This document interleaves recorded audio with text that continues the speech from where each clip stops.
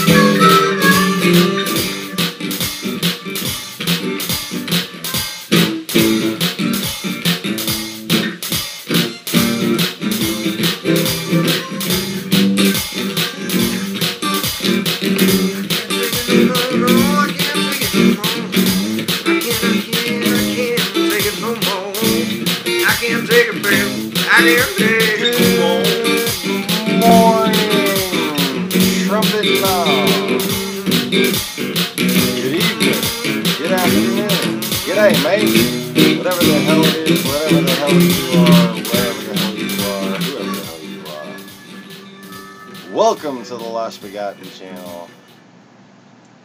I am your host, Fake TV's the actual Lost Begotten. Today's program is brought to you by Pants. Pants! You should probably be wearing some. You might want to put some on. Pants. Okay. Anyway. So, that was my first failed attempt at comedy for the day. I'm sure there'll be many more horrible excuses for jokes later. But, good morning, Clownfishes, and good morning, Maximo.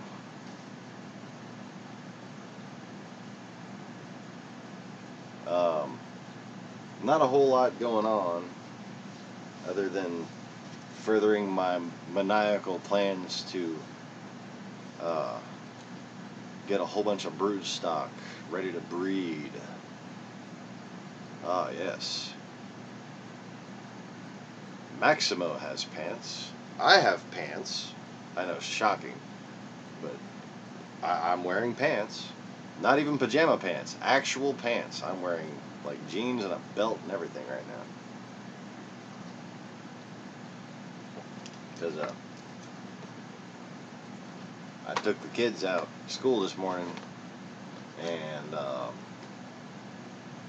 now my back hurts too bad to take them off. So, fuck it. Anyways. So yes, continuation of the brood stock plan. Excellent. Smithers, release the hounds.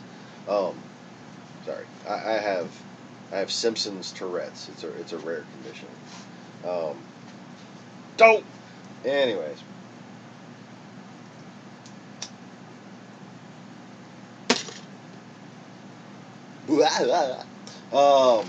Damn it, Krusty.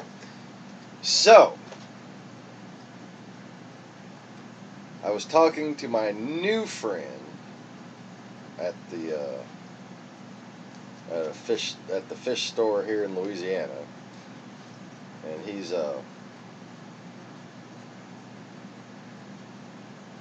basically trying to expand into saltwater wholesale. Okay.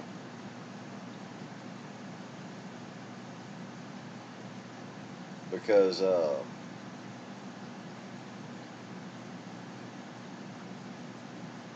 old Mike at Coral Connection, I think he's retiring. I'm not sure, but he looked like he just had that aura of I'm gonna retire soon when I saw him up at Magnum. Anyway,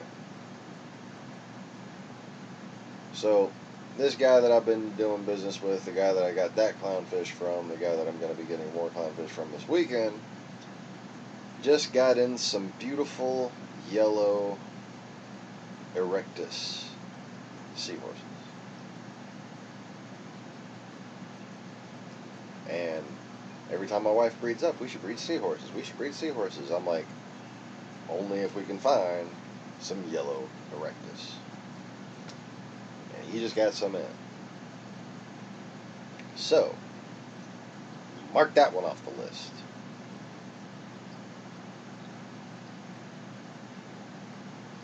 Oh, fixing an old laptop. That can be infuriating.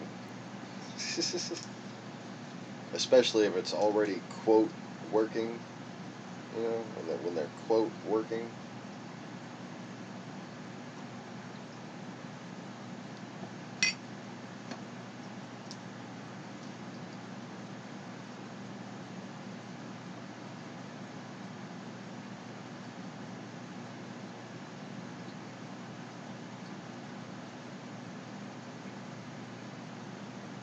So, anyways.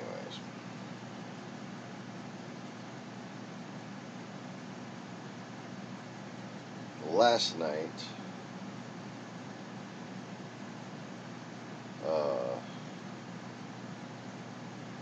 Maximo and I were discussing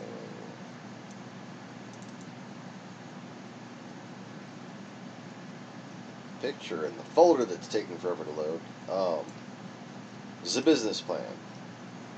Okay. Including different products that are gonna make keeping the reefs easy, strategy for instruction, and acquisition of brood stock, lots of acquisition of brood stock, and you know, my plan is to apply my experience to expand the hobby to people who are looking for an easier way into reefing. And then I was showing these shells. See, plan is to basically build, where the hell is it? Come on, seriously? Where is it? It was all flowing so well. And then this one image just had to like not be where it's supposed to be. What the hell? Maybe if I squint my eyes I'll see it. Okay. There it is. The plan is to build this building on a plot of land that's already available, but there's actually two choices of plots of land, and depending on size, the layout of the premises will look like either of these two maps.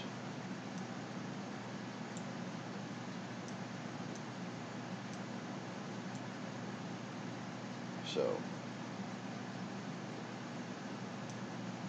this being the cheaper piece of land, and this being the more expensive one.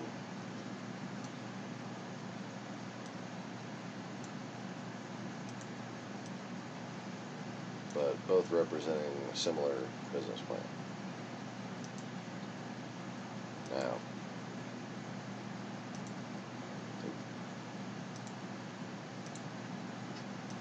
let me whittle away at some of this crap that I just put on the screen here.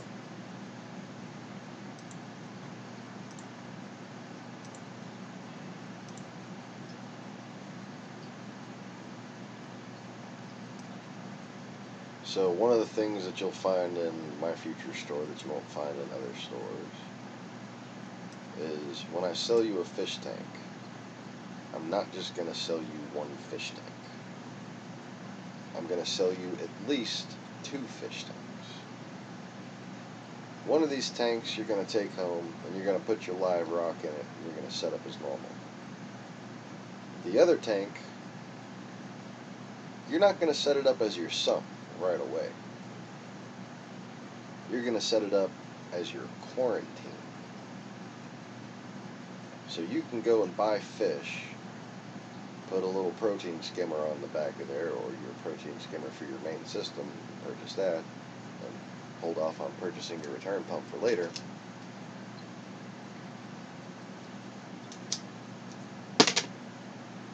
And you can literally buy fish the same day you buy your aquarium,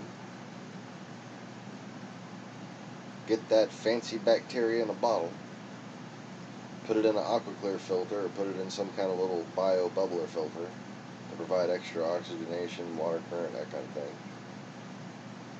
But I recommend running just a little protein skimmer and an aquaclear.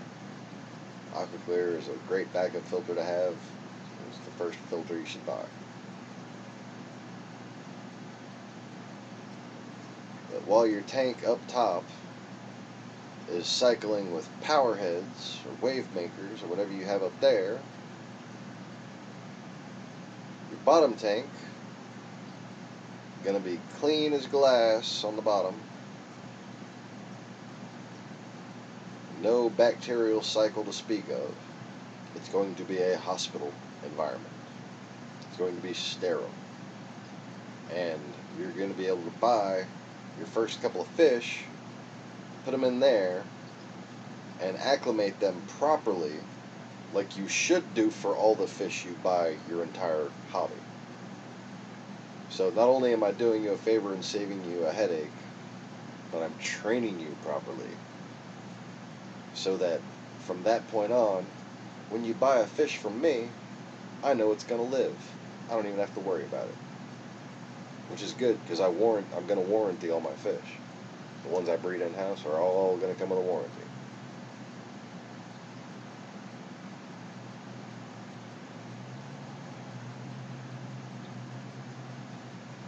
So you can either get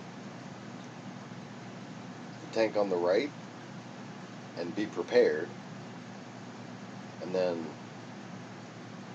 once you add your fish to your top tank, you use some Dawn or some Orange Ajax, some regular old, you know, scrub the oil off of ducks in Alaska dish liquid.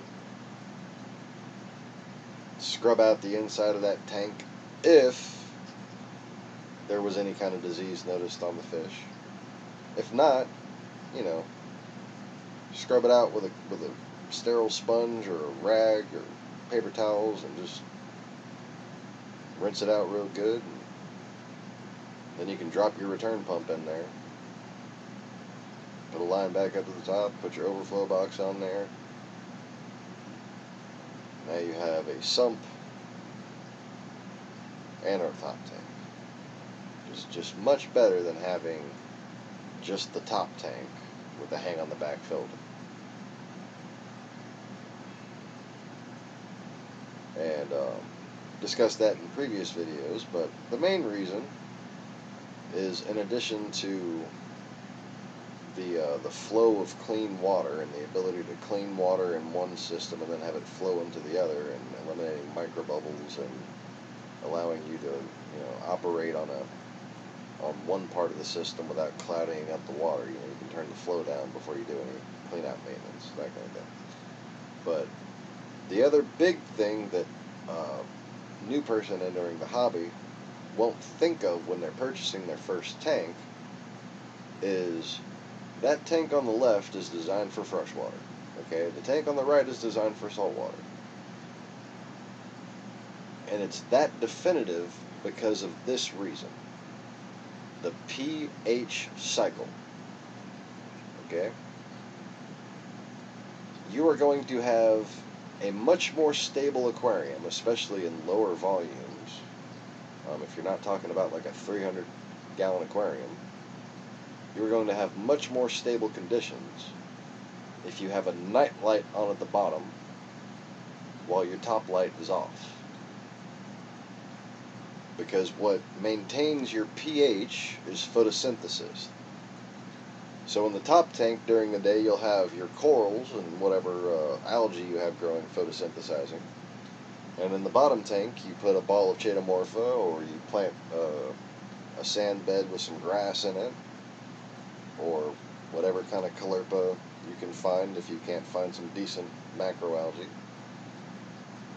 Just be keep up on harvesting caulerpa. Don't let it grow densely, because it can go sexual on you and skeet all up in the water.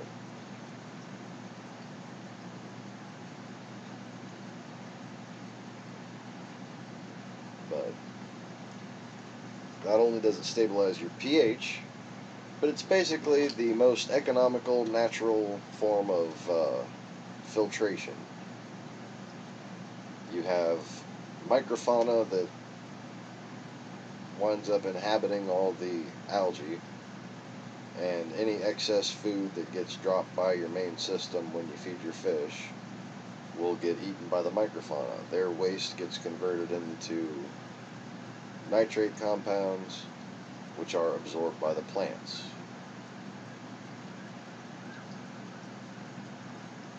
Oh, sheriff is a man of a word. I hear sirens. Looks like the cops got somebody.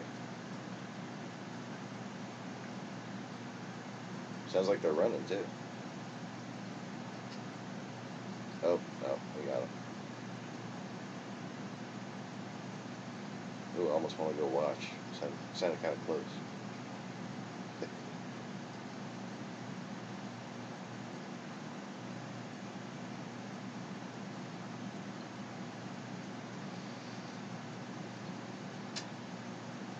I saw that asshole who passed the bus as it was stopping. A fucking foggy, dark morning. Almost hit the kid from across the street. I just pulled up, and it was cold out, so I was still in my car. Would have tried to flag him down if I got out there a little sooner and it was warmer.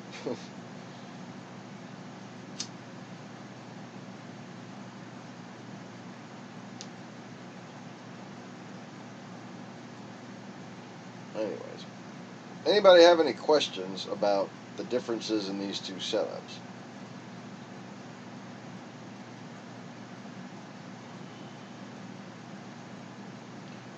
at a glance, it would appear that the setup on the right is more expensive. And while that can wind up being the case, it doesn't have to be. Because on the left-hand side, you're going to wind up needing an additional power head to make up for the flow that you have coming from the return pump on the right-hand side. Or you're going to need to have a big hang-on-the-back filtration system, which typically costs a lot more than a 10-gallon tank and a cheap light and a return pump.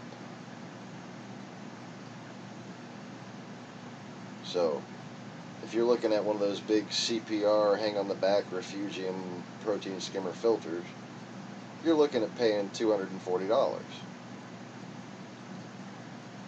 You go at $1 per gallon sale, get yourself a 29, under a 55, or a 10 gallon under a 20 long, which is basically what I got pictured there. Okay, a 10 gallon tank at the $1 per gallon sale, $10. You can pick one up at Walmart for probably $15 to $20. Return pump, you get a halfway decent Rio return pump for $40. Light, you get a very nice light for refugium for about $20 shipped. So that's 60 to 80 bucks versus 240. And you get to have another tank to look at.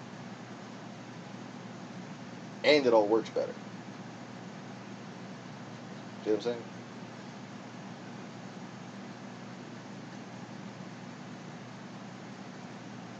So whereas most stores would try to sell you the thing on the left because they have a wholesale,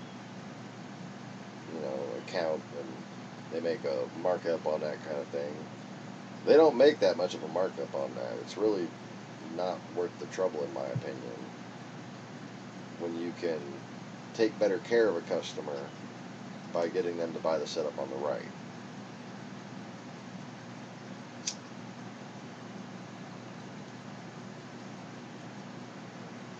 And then they have room for more livestock. Because once you fill up your top tank and your sump's all nice and running stable and you don't need to worry about having to clean it out to acclimate new fish or anything like that, don't have to worry about any of your fish getting sick, right? You can start putting a couple fish in there. You can start putting some corals in there. Some people even put seahorses in their sump. And that's where I'm going to have seahorses, because I have that long leafy grass growing in my sump.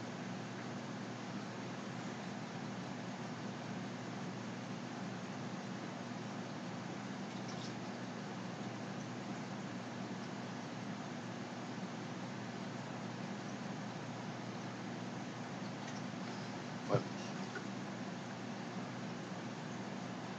who's jumping? I hear a fish jumping. It really unnerves me every time, because I've found several dead, well, not several, but I've found a couple of dead fish over the past couple of years that jumped, including Jaws, the other one with the deformed mouth.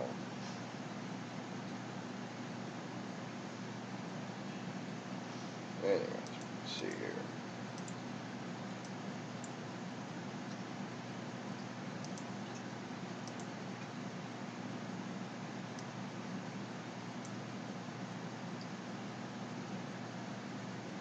So here's the little simplicity of design for a cheap setup that I was talking to Maximo about, and those custom centerpieces that are going to be standalone, that you won't have to worry about getting knocked over or having too much contact with the ground so detritus collects underneath them. This is the concept that they're going to be based on, a rotational flow in the fish tank.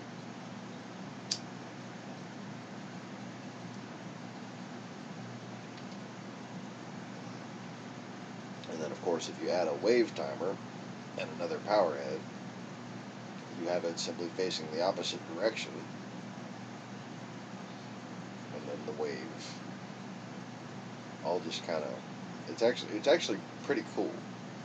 The moment when they change, everything will kind of sway back and forth, and you don't even have to have one of them newer timers that have the quick little shaky wave motion. You have it going 90 seconds one way, and then 90 seconds the other way. And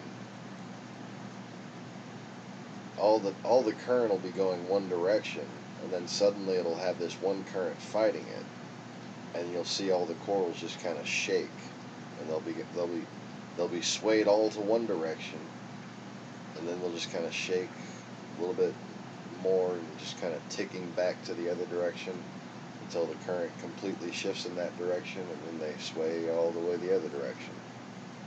And it's like a very calming thing to watch. I have an AC wave maker on my tank, one of the old school ones that, you know, it's like a power strip with a dial on it, and I got my two Fluval C current pumps. They really need to have a better name for that. I call it a water fan. Fluval C water fans. That's what it is. It's a fucking fan. It's a fan for water. Alright?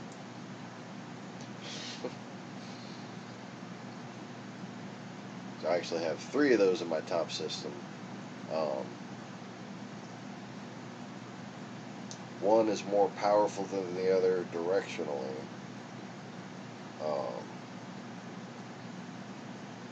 Just like because I have like a little bit of an uneven setup, and that's kind of why. But and then I have a third one that activates every 2 cycles.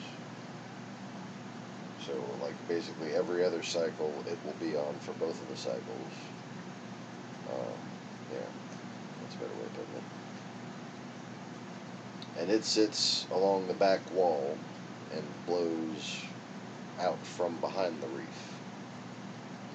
So I'll have a wave going one direction, and then a wave going another direction, and then the wave coming from behind the reef and from one direction, and while it's still going from behind the reef, the other direction. I never really notice when the back fan comes on, but it keeps the sand back there clean. That's the whole idea behind it. Just to keep detritus, just to keep anything from settling back there where I can't see it, where I can't, you know, clean it out as soon as I see it dirty. And of course, that extra current in what otherwise would be a stagnant area, because it's not set up like this at all. But that extra current in what otherwise would be a stagnant area helps the entire biological load capacity of the tank. So your biological load capacity isn't determined by just purely how many gallons of water you have. It's determined by how much that water is flowing across nitrifying bacteria and actually purifying the water.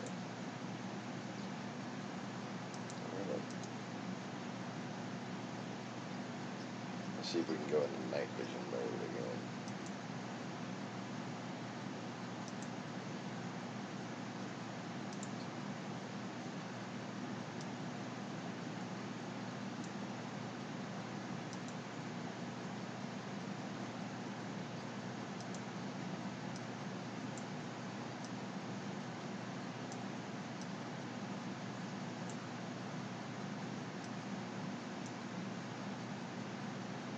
Bad.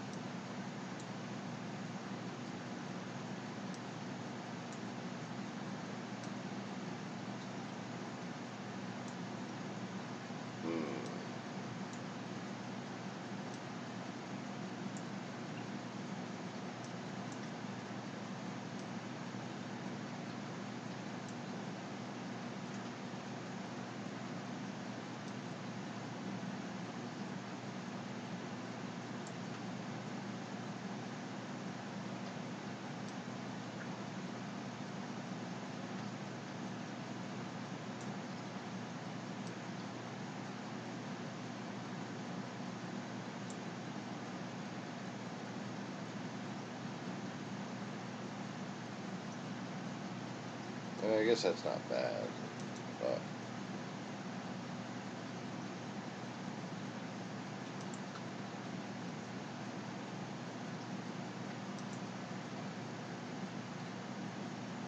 anyways, now we can see the clownfish. Speaking of, oh, vintage clownfish, yeah. Speaking of top tanks with a different light cycle, if you're new to the channel, these fish are on the bottom tank, or in the bottom tank, or not on the bottom tank, they're in the bottom tank. If they were on the bottom tank, I would need to get a spatula or some sort. Yeah. Well, no, but yeah. Anyways.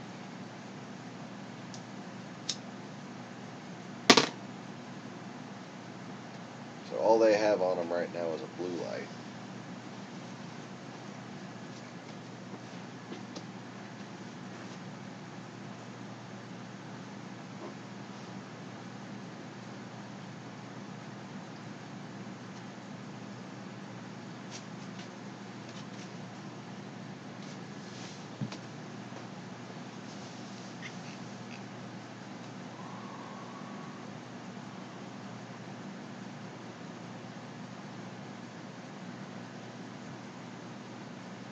It doesn't quite look as good as it did yesterday.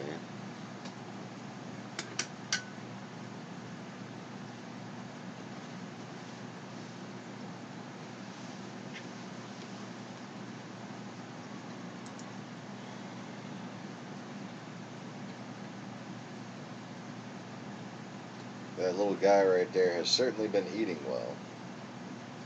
I found the bottle of egg shield, the canister of egg shield, which is a very expensive fish food from New Life Spectrum that's, does what it says. It helps them get rid of parasites, basically. And we're just gonna stick with Yumachika and Tatsuki because, like, it's already in my head now, and if I try to change their names at this point, I'm just gonna struggle with it.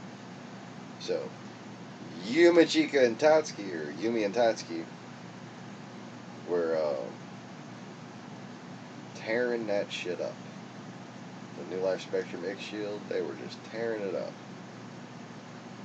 And I was feeding them some of that, and some of the red formula, and some grow formula, and some Thera A, and well, they seem to like it all.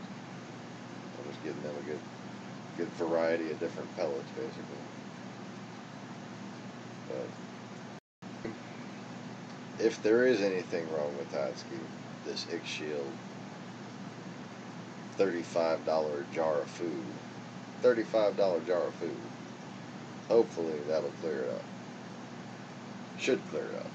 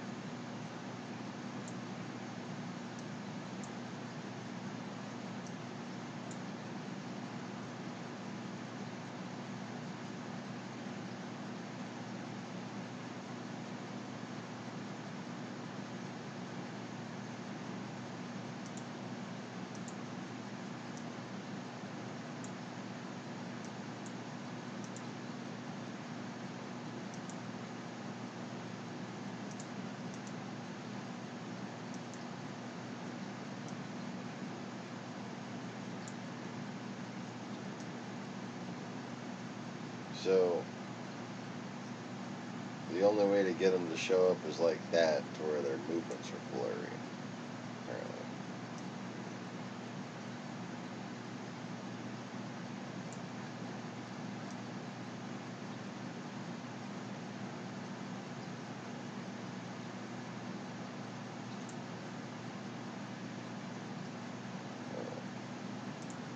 I guess that's good enough.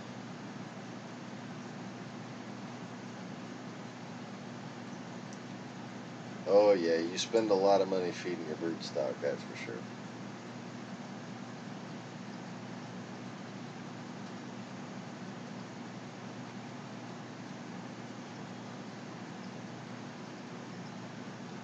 So the primary recommended system that I'm going to be selling from the store, and I'm not worried about competitors doing this. If they want to start building their own stands, they'd be able to do this, but I'm going to be building my own stands, so that's basically the reason why I'm going to be able to do this. Let's see, one of these things is not like the other.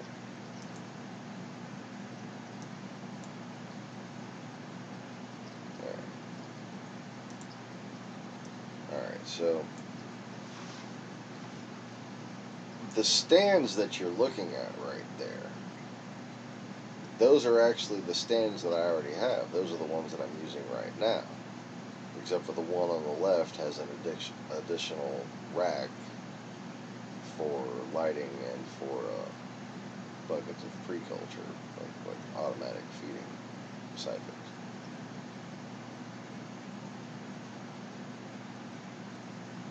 Now the one on the right is going to be the stand that I make and try to sell to any new customer. As you can see, it holds a 55 gallon.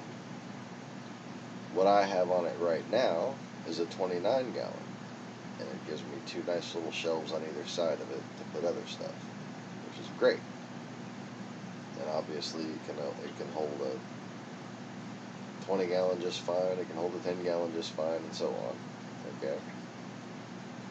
But at the bottom, I have 4 tanks.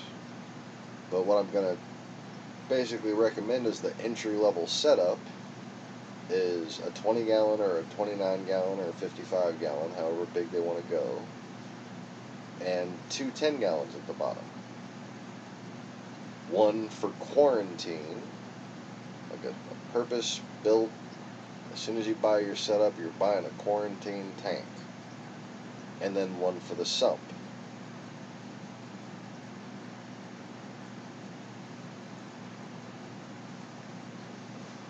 And overall, even in the first year, I can almost guarantee that will save them money having that extra tank. Because in the first year, when you buy your new tank, you go and you buy the prettiest fish you can afford. And it's going to die if you don't quarantine it properly. If you don't acclimate it properly. If you just throw it into a big fucking tank, it doesn't have, all the shit that you need to have to learn about that fish to take care of it, it's probably going to die. Because you're probably going to have a damsel in there, you're probably going to have a clownfish in there, and then you go and buy this expensive fish because you think you know what you're doing, and it's all stressed out from going to the store, from its wholesaler, from where it's from, and then from the store to your house, and it just got used to a whole bunch of fish in a whole bunch of different places, and now it's got to get used to a whole bunch more fish. Chances are those fish like their spots. See, a store tank is usually designed for low stress, and they don't have a lot of obstructions in there for 2 reasons. 1, so they can catch the fish easily, and 2, so the fish don't wind up being territorial. But your fish are going to be territorial because you decorated your tank so pretty.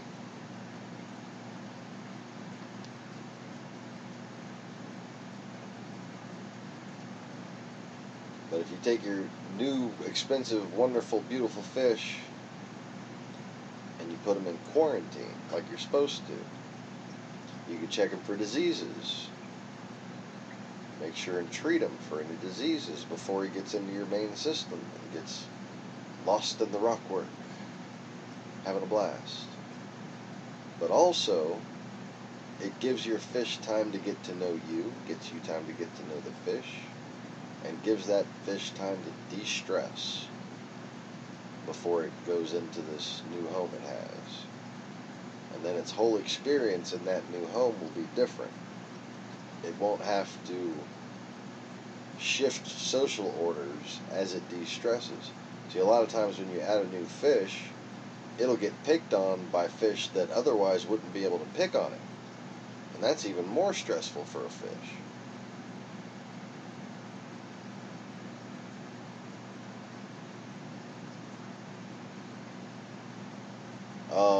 I reset the settings to default and then it wouldn't let me get it back like I had it. Go figure. Talking about the webcam thing.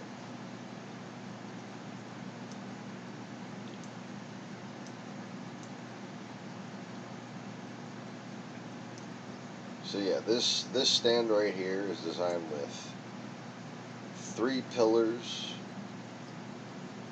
each made by a 2x12. So they're, it's a sturdy stand. It's 2 1x8s across the top, 2 1x4s bracing the top. The middle brace is a little bit shorter because you'd rather have a propensity to bow in the middle than to spike in the middle.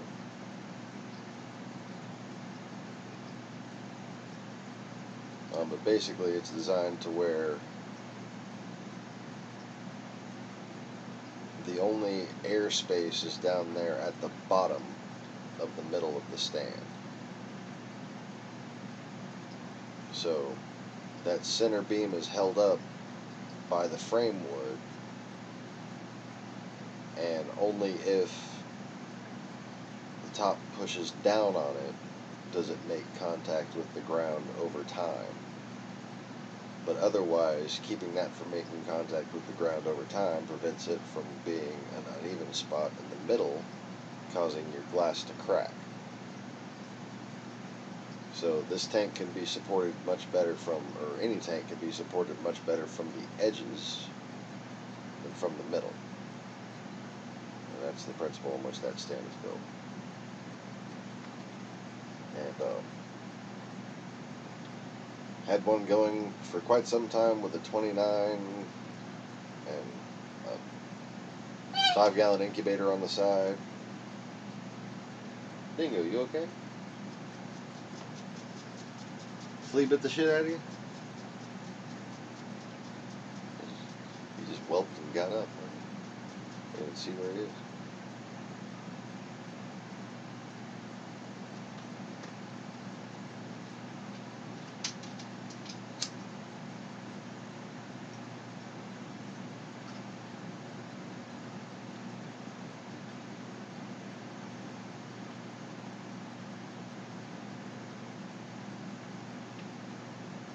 So anyways, just like the setup I was talking about earlier,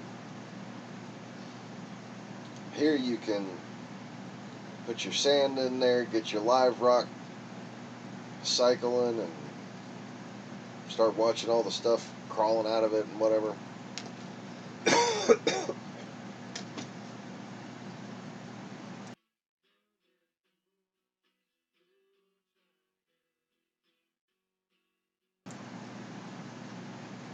And whereas most setups require the customer to wait to buy fish,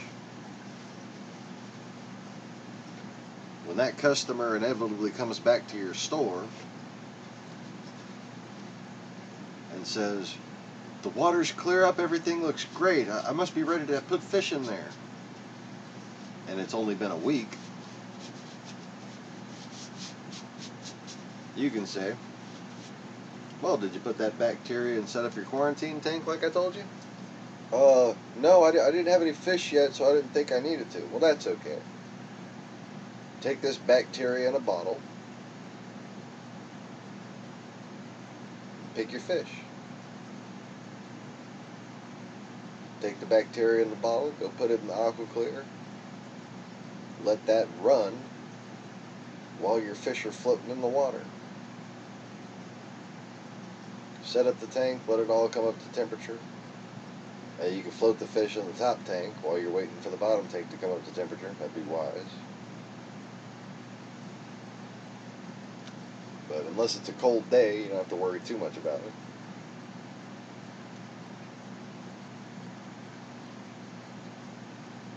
And you can ask them what's their salinity. You can mix up your quarantine tank to exactly their salinity. And your new fish will be thriving in perfect water that hasn't gone through a harsh nitrogen cycle. And that aqua clear is going to clean up after that fish beautifully for several weeks before you have to change any water. All you got to do is top it off. And that fish will be just fine.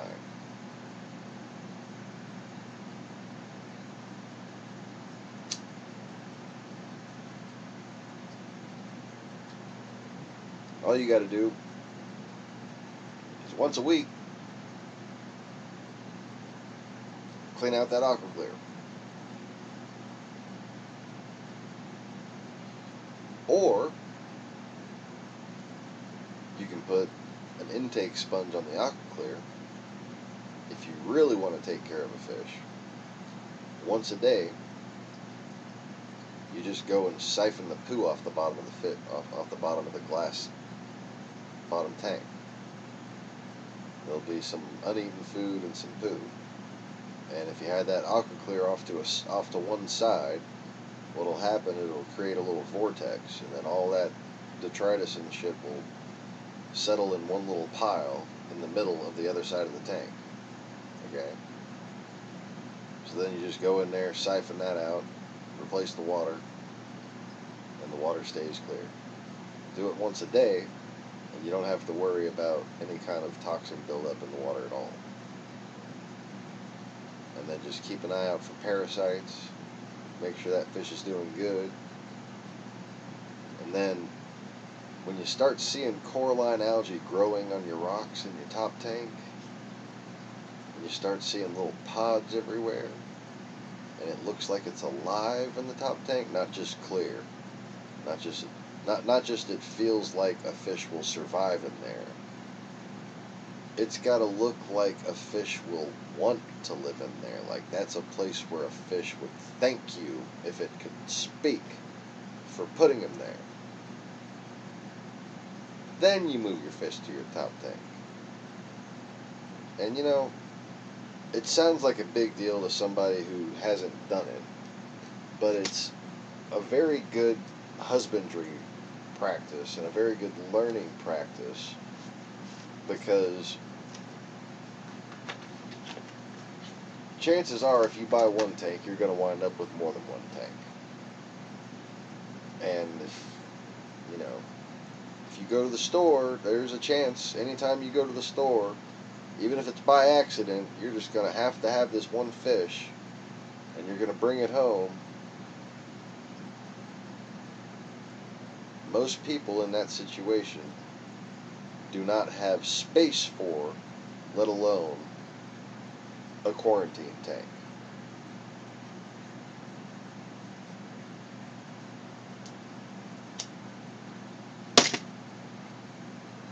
But say, God forbid, something gets past your quarantine. Say the fish has like a particular coloration and the white spots showed up in a place where it was already white and spotted. You think this fish is healthy, you put it in your tank, then you got a bunch of sick fish. you're not going to panic like most people when they have sick fish, because you've already got this quarantine process down. So you know that all you need to do, the stressful part, is catch your fish. Immediately catch your fish, and you put them down in the quarantine tank all together. And then you start dropping the salinity.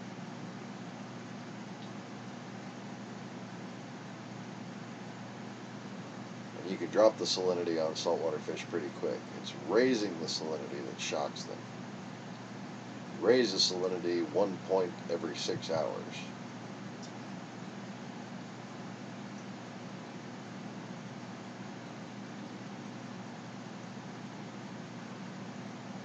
Little man did not get that kind of acclimation, so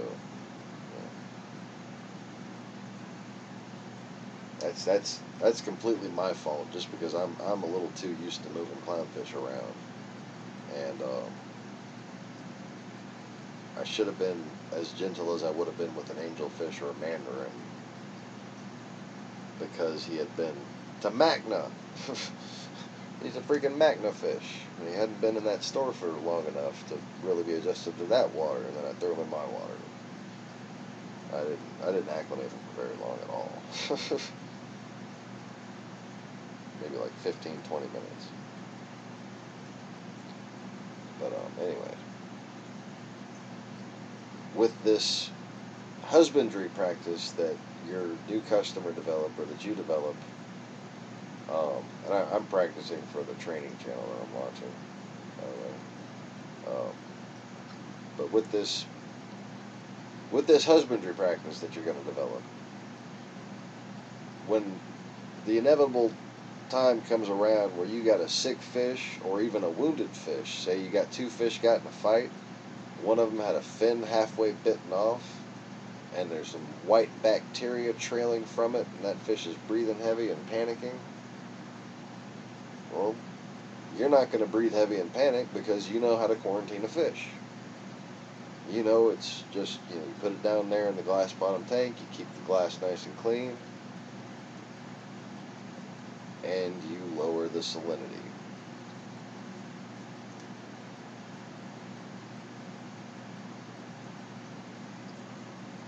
And then, like, okay, there's only two medications that I recommend using. Copper is dangerous. I mean, it really is dangerous. It can very much stress out a fish. It's only needed in extreme cases, and that's why I don't recommend it. Because, I mean, like, it's got to be an extreme case, and you should be avoiding extreme cases by already having a quarantine set up. Usually people who need copper put it off. Well, I'll go and buy a quarantine tank if he starts to look really bad. That's not how you do shit. You keep the quarantine tank standing by. You keep it running, you keep water in it. Hell, you can keep a fish in there, so that whoever goes down in there has a friend. Just, make sure it's a nice fish. Actually, I wouldn't recommend it, but, do what you got to do to justify the space being taken up by an extra tank. But this stand right here, this incorporates an extra tank into the sump area that's completely separate from your tank. So, for any kind of spots or bacteria or external parasites or excessively heavy breathing, rubbing against the rock, that kind of thing, Seachem Paragard. For just a simply stressed out new fish or one that's been bitten, Seachem Stress Guard. If the bacterial infection's gotten bad to where the fish looks like it's like really suffering from the bacterial infection as opposed to just the wound, then you use Paragard, because that'll take care of the bacteria. But Seachem Stress Guard can disinfect wounds to a certain degree, and can help the bacteria infection, like help the fish fight the bacteria infection.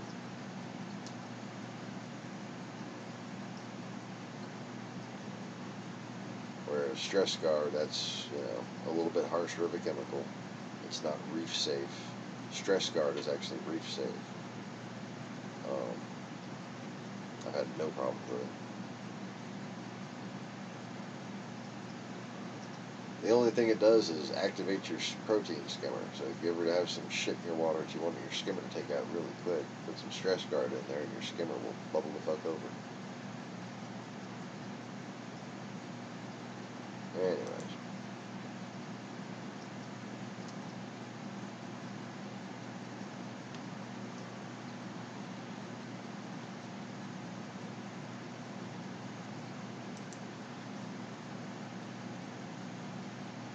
I had to come out with the Sean Morris Reefing Bible, and on the cover it says "Don't panic."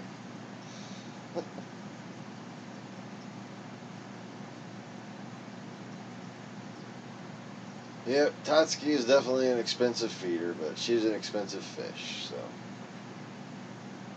she's gonna get fed expensive food so she can make expensive babies.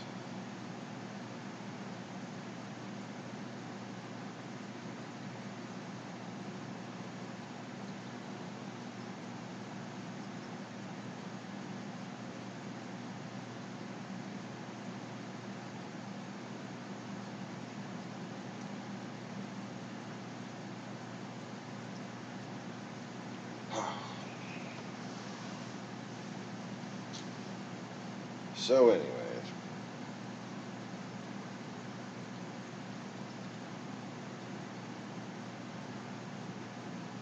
in this, what do you call a land plan? You know, it's like a floor plan, but it's for land, you know. In this land plan, I have my store shown in blue, and that lavenderish color is a trailer, 3-bedroom trailer. And you see the deck is connected right there, and the loading dock is in between right there, so I can have hopefully an 18-wheeler be able to finagle his way back in there. But at the very least, I'd be able to unload box trucks relatively easy.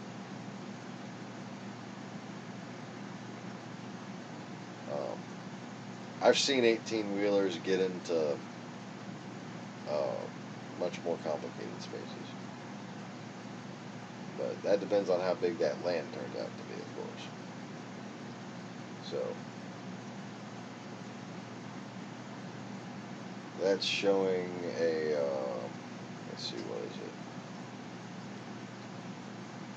8 times 1, 2, 8 times 1, 56 foot wide.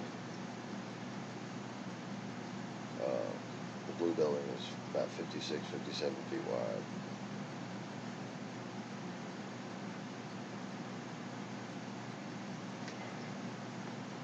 And then that trailer back there is 60 feet, I think. It's kind of like a short double wide. And then there's a little separate area back there that may or may not be filled in with charitable donated housing for certain friends in need.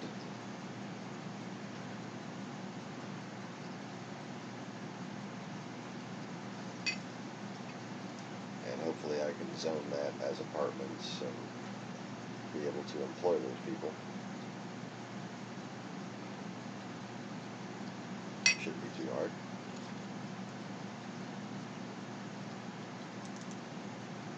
But while that, like, the whole idea of having the trailer back there is, hey, because we need a place to live, and, you know, paying off this land, paying off all of it, is going to basically be my mortgage. So I mean, I don't so much need a business investment as just like your average home loan. I can just spend it on a used or an economical trailer, and then get building my building, and then while the building is being built, I'm going to be working in the house at least 3 stations. So this one right here, the 55 gallon, it's probably going to be for seahorse grow out, but it could be for other brood stock. And then, of course, I have my 2 clownfish incubators and 4 buckets of rotifers and pods.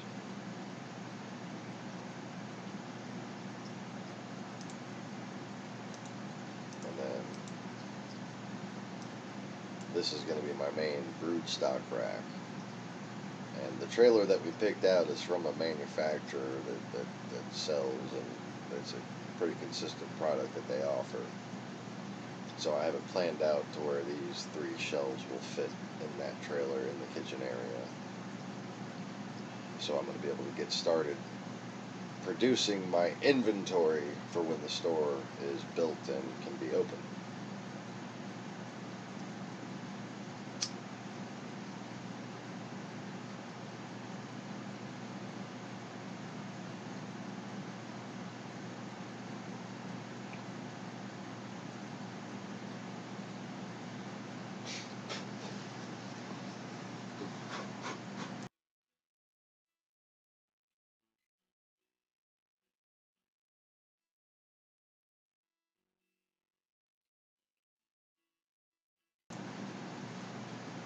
So,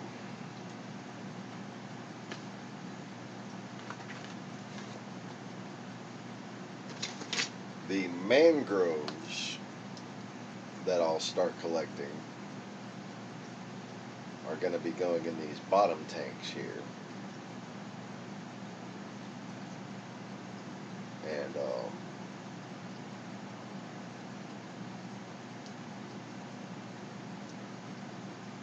I'm just going to be tracking growth rates and, you know, just kind of examining what the future holds while trying to grow out as many mangroves as I can in that bottom row right there. Because the store is going to have an expanding by donation, pre-plumbed with the initial setup of the store. But basically, each bin full of mangroves is going to be bought by donators. And then the store is going to see to raising the mangroves, and of course the store benefits from the mangroves exporting nitrates.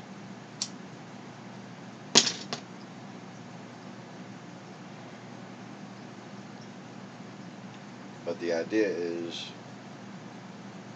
for every X amount of money that gets donated, we put another bin full of mangroves around the perimeter of the store. And I believe there's positions for up to 24 85-gallon oval tubs. And you can fit a lot of mangrove sprouts in each one of those.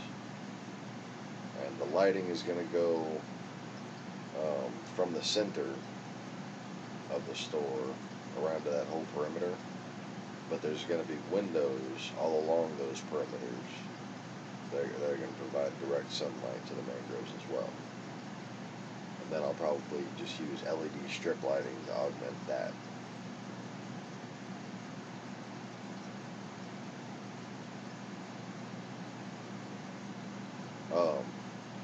The entire store is probably going to be 100% LEDs, so the energy consumption and efficiency is going to be much higher than previous aquarium stores have turned out to be.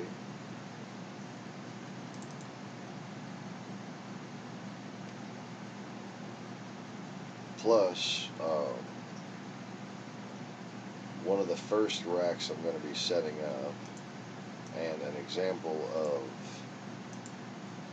some of the other systems. Oh, that's not the right one.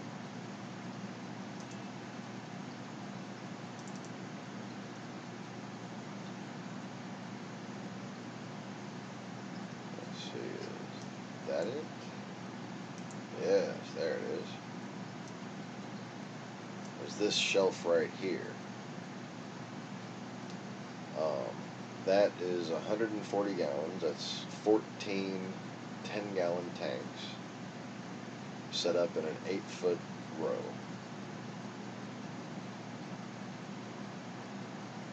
And that entire display setup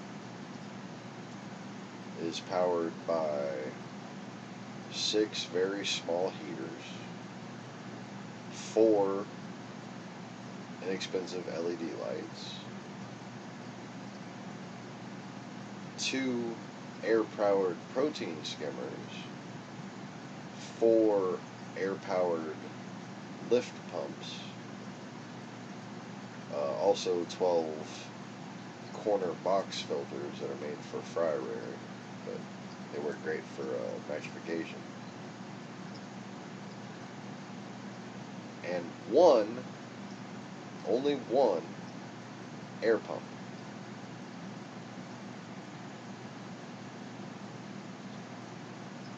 So there's not going to be a filter on each one of those systems. They're all going to connect to each other through an air lift.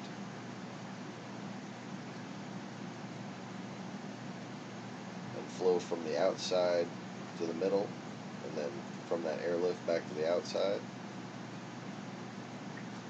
The top and the bottom aren't connected, but they're all connected to each other. The 7-gallon, each one a 70-gallon system total.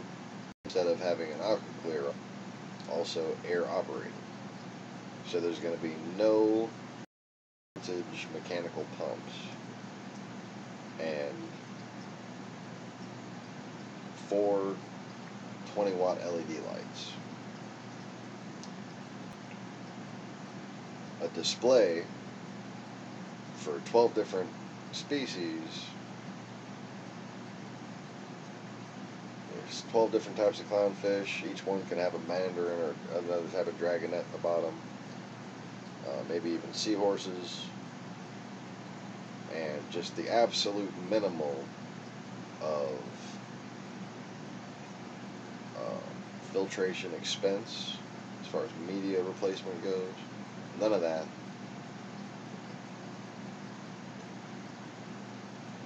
And the absolute minimum, bare minimum, just perfectly efficient energy consumption. You just can't do. You can't filter a system more with less money right there. Those little corner box filters, I pay like $3.50 for those. Those filters, I pay like $10 for those. I mean the heaters, $10 for those. Protein skimmers, $40. Those lights I could probably get as cheap as $35.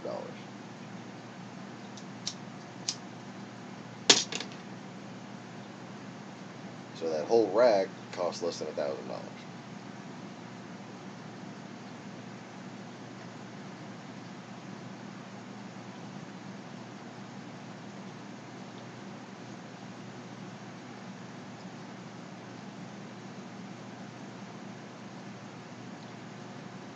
Anyways, I guess that concludes my here's why my business is so worth throwing money at portion. And also, if you're watching and considering investing, bear in mind the donations to the channel are essentially donations to the development of this charitable enterprise of coastal restoration, because all of the breeding projects, all of the coral growing projects, anything I would do at the store is also helping fund the care of the mangrove grow-out systems. So the same way contributions would apply to eventually entire tubs of mangroves, right now they apply to continuing my acquirement of brood stock and breeding my inventory. Because unlike most fish stores, not only is this going to be a very energy efficient location, but my bottom line is going to be rather lovely, because my markup is going to start with pennies. Each fish I raise is going to cost me pennies to raise it. Pennies in labor, but pennies nonetheless.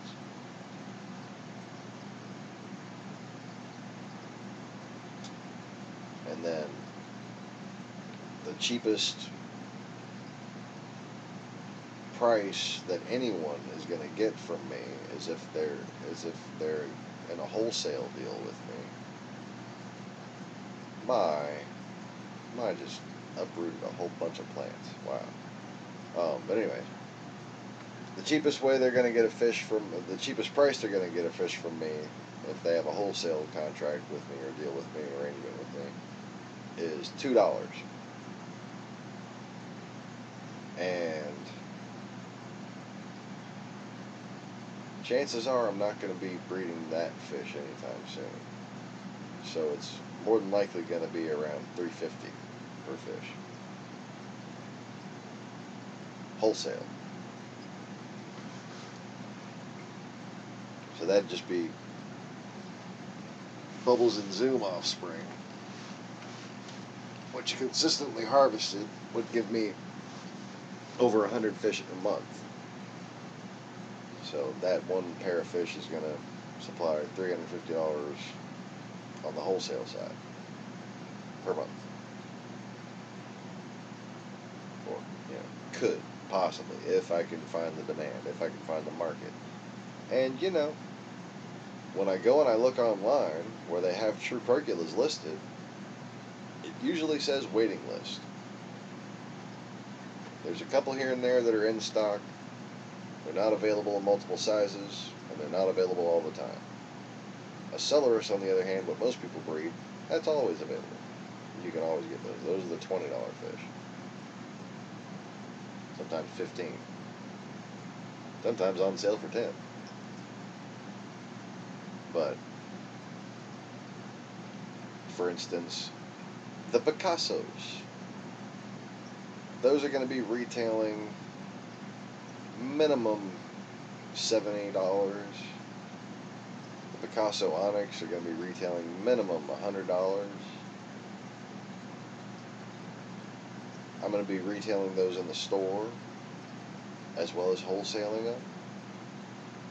I'm going to be wholesaling at probably 10% of retail for people who I have, for the one wholesaler that I'm planning on doing business with, basically. And then store to store, I'll probably do like 15-20% of retail, right? So I'm making $10-$20 a fish. 100 fish a month per pair, at least. And that's, of course, if they get sold. But I'm going to be selling them in the store.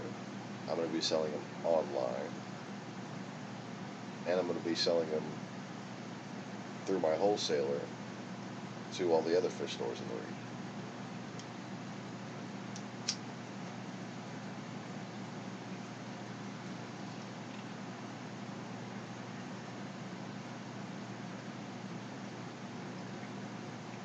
And today I found out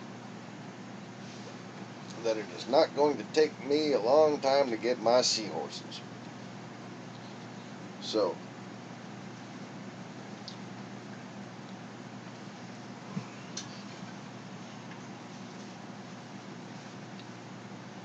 what is it called?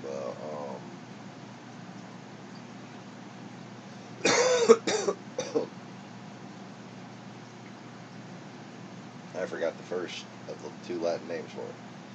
But the erectus seahorse, which is like the most desirable and common in the American pet industry, usually retails between $100 and $150. And the yellow variety of erectus seahorses is usually considered the most desirable. And my wholesaler, who I'm getting my brood stock from, just happened to get a couple yellow erectus seahorses in. So, cha-ching. Looks like I got that taken care of. Hopefully, he won't sell them before I get to them and negotiate a price. Because I'm already asked out on trade. You know, I already want those clownfish. And he already set them aside for me, so I can't like back out of that and be like, oh, would you trade me for the seahorses instead? He probably paid more money for the seahorses, so I'm doubting that will happen. I might wind up actually having to pay cash for the seahorses.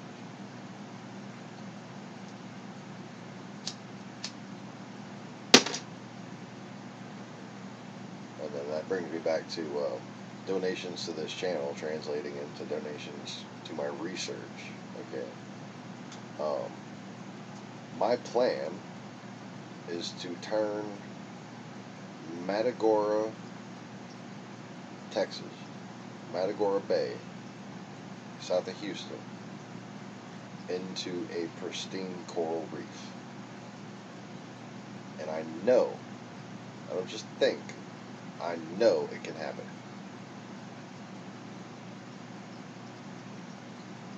I have calculated it.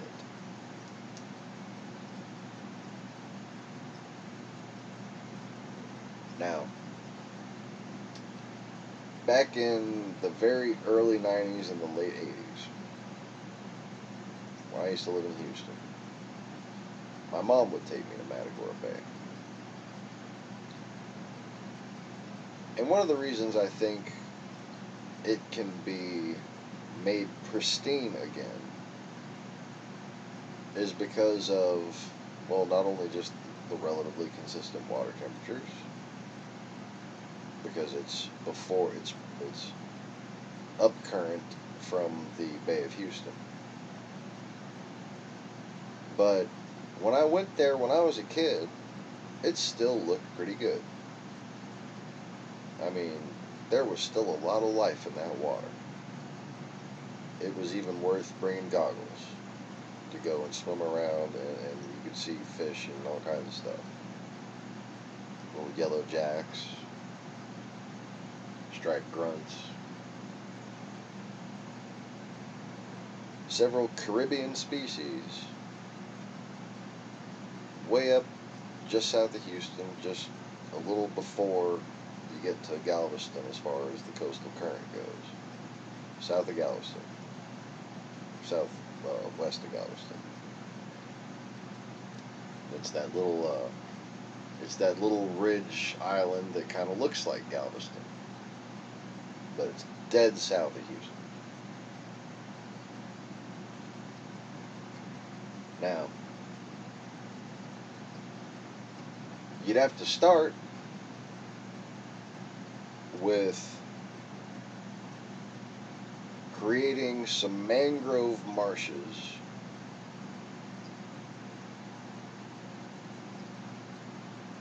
just north of the Texas-Mexican border in order to help process waste from the Rio Grande. But it's not going to be a whole lot of trouble to process the waste from the Rio Grande. Where the waste really comes in is the Colorado River up by Corpus Christi. Corpus Christi is going to require protein skimming pylons as well as carbonate boulder stacking. Calcium carbonate limestone boulders stacked in like bowling ball pyramid style, so that water can flow through them, and it can not only process the waste, but it can raise the pH and the alkalinity of the water as it slowly dissolves.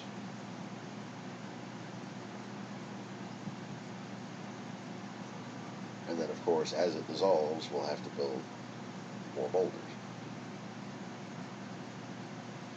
Speaking of processing waste, I need to save this fucking Calerpa here. Alright,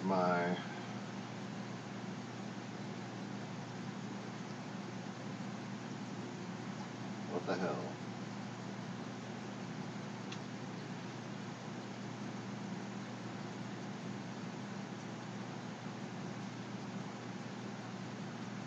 Okay.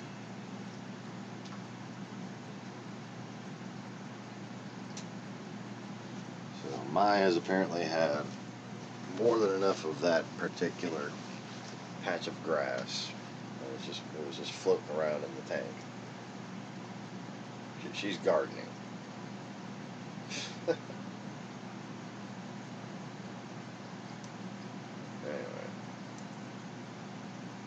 look at Tatsuki and Yumi.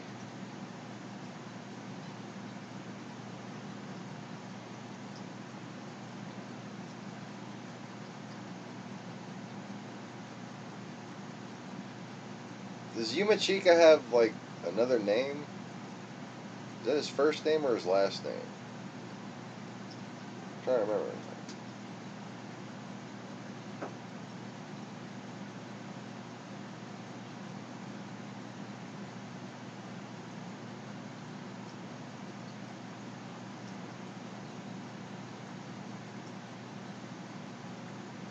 Hell, I don't even know if does Tatsuki have a last name in the show?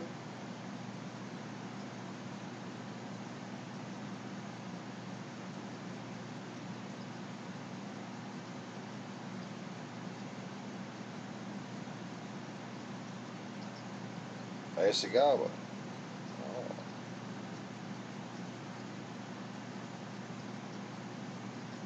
That's kind of badass. Yumichika Ayasagawa.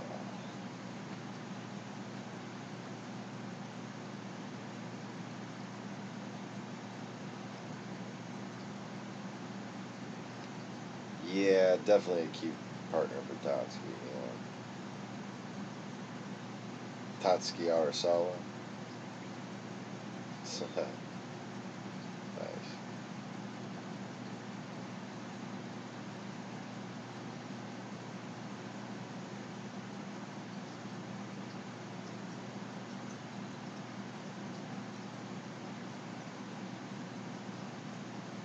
Yeah, I got you.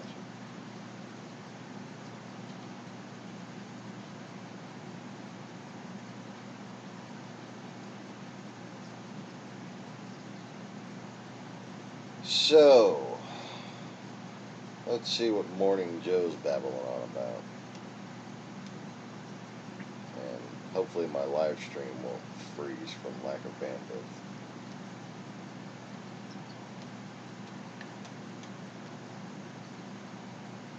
Expected that was going to happen, Onyx, but also you're not going to see it while the United States endures two 1,000-year floods in a 2-week time period.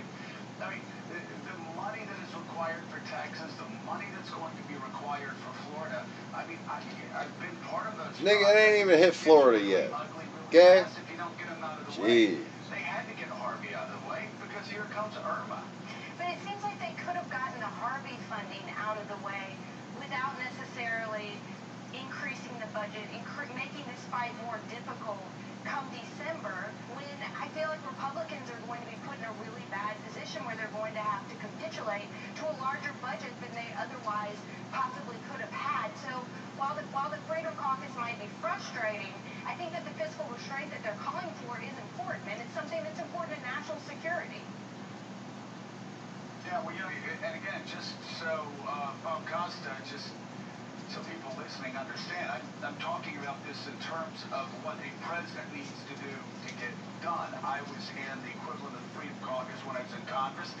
I wouldn't vote for an increase in the debt ceiling unless there was entitlement reform attached. I voted against debt increases. If I were there today, I would vote against a debt increase unless there was real entitlement reform attached. So I'm just looking at this from the president's position. He's got nothing done. The Republicans haven't been able to deliver. His frustration has grown. They've been promising to take care of Obamacare for 7 years. They can't even get a majority of votes. So if you're Donald Trump and you're looking for a deal that actually gets something done, especially after you've been into Texas twice, is it a big shock, Bob, that he went to the Democrats? It's not actually a big shock. He ran as a non-ideological president, a candidate with hardline positions, but who on some of these core issues of spending, on Medicare, on Social Security, he never aligned with Speaker Ryan. And when I was at the Capitol last night covering votes, Joe, I was really struck by how many Republican lawmakers told me privately that maybe they've been misreading Trump more than they even imagined, that he was never going to really be interested in boxing out the Democrats. He's just trying to save his own ass. He wasn't looking for a long-term debt ceiling extension. In fact, Oh, well, kissing their asses hasn't worked. Maybe I'll try kissing the Democrats' asses. Please don't impeach me. Please don't arrest me for treason. That gets DACA done, that gets a DACA solution to the president's desk. And so they see him as frustrated. This is partly personal in how the decision was made, but it really comes down to a president who just does not think like a Republican. He thinks like an independent president navigating the scene. So, Bob, Speaker, go ahead, Joe. I was just going to say, Willie, and again, I think we have to underline this. The president figured out right after the docket announcement from Jeff Sessions that he was on the wrong side of an 80-20 issue. So if the cost of him getting a 3-month delay is actually being able to sign a deal that actually turns an executive order about dreamers into the law of the land, not only does he consider that a big win, it's a big win with 80% of the voters. I understand conservatives and hardcore conservatives are upset this morning, but again, I stand alone here. I think politically, this is a win for the president. And it did sound, listening to that soundbite on Air Force One yesterday, like he's not the president. That DACA would be codified into law. Something it sounds like he hopes will happen, which is a departure from where we were 36 hours ago when he had his attorney. If you call Donald Trump the president, you're Putin's butt, bitch. Speaker Ryan yesterday morning before this deal was struck at the Oval Offices. Such a good little butt, bitch. Disgraceful. He talked about ridiculous were words he used describing the deal, the potential deal. It's the Max Headroom effect. The deal that took place. What does Speaker Ryan, what did Leader McConnell do now in terms of their relationship with President Trump? Were they These fucking people are boring me to death.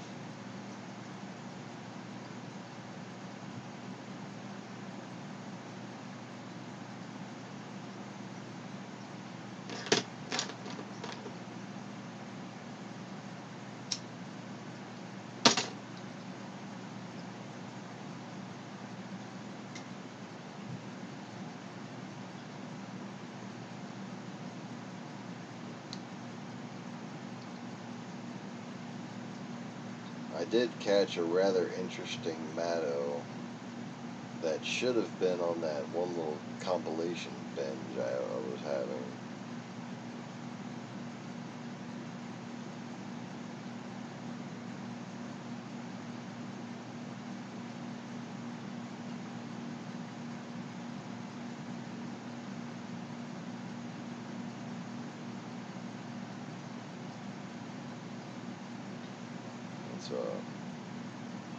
On MSNBC, on their actual YouTube channel. And I think we covered it before a long time ago, but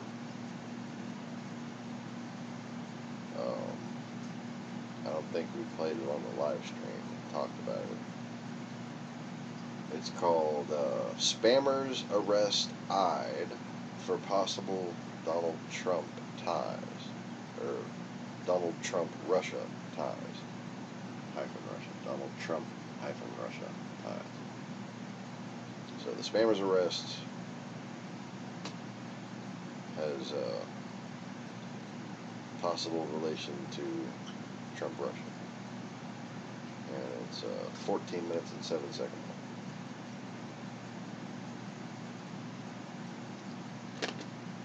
But I want to start tonight with an intriguing piece of news out of Spain. Now, this is an FBI story, but the FBI is officially not commenting on it. So I will tell you at the outset, we are sort of left to our own devices in terms of figuring out exactly what this means. But one of the ways we can start to do that is at this website. This is a website called Spam House, which sounds like a delicious idea for a downscale retro Hawaiian fast food place. But Spam House, S-P-A-M-H-A-U-S, spamhouse.org. It's basically an online international clearinghouse for information and news and statistics and leads about the ways that people use the internet to commit crimes and steal stuff. It's about spam and hacking and malware and viruses, all the means that people use to mount online attacks. And they have done their best at Spam House to try to make the worst spammers in the world very famous. Obviously, this is the sort of crime that you can commit without anybody ever laying eyes on you. But Spam House has done their best to try to create a, FBI-style 10 most wanted list for spammers. Quoting from spamhouse.org, up to 80% of spam targeted at internet users around the world is generated by a hardcore group of about 100 known persistent spam gangs whose names, aliases, and operations are documented in Spam House's register of known spam operations database. And they post that explanation right along what is basically their version of the 10 most wanted list. Quote, this top 10 chart of spammers is based on Spam House's view of the highest threat, least repentant, most persistent, and generally the worst of the career spammers causing the most damage on the internet currently.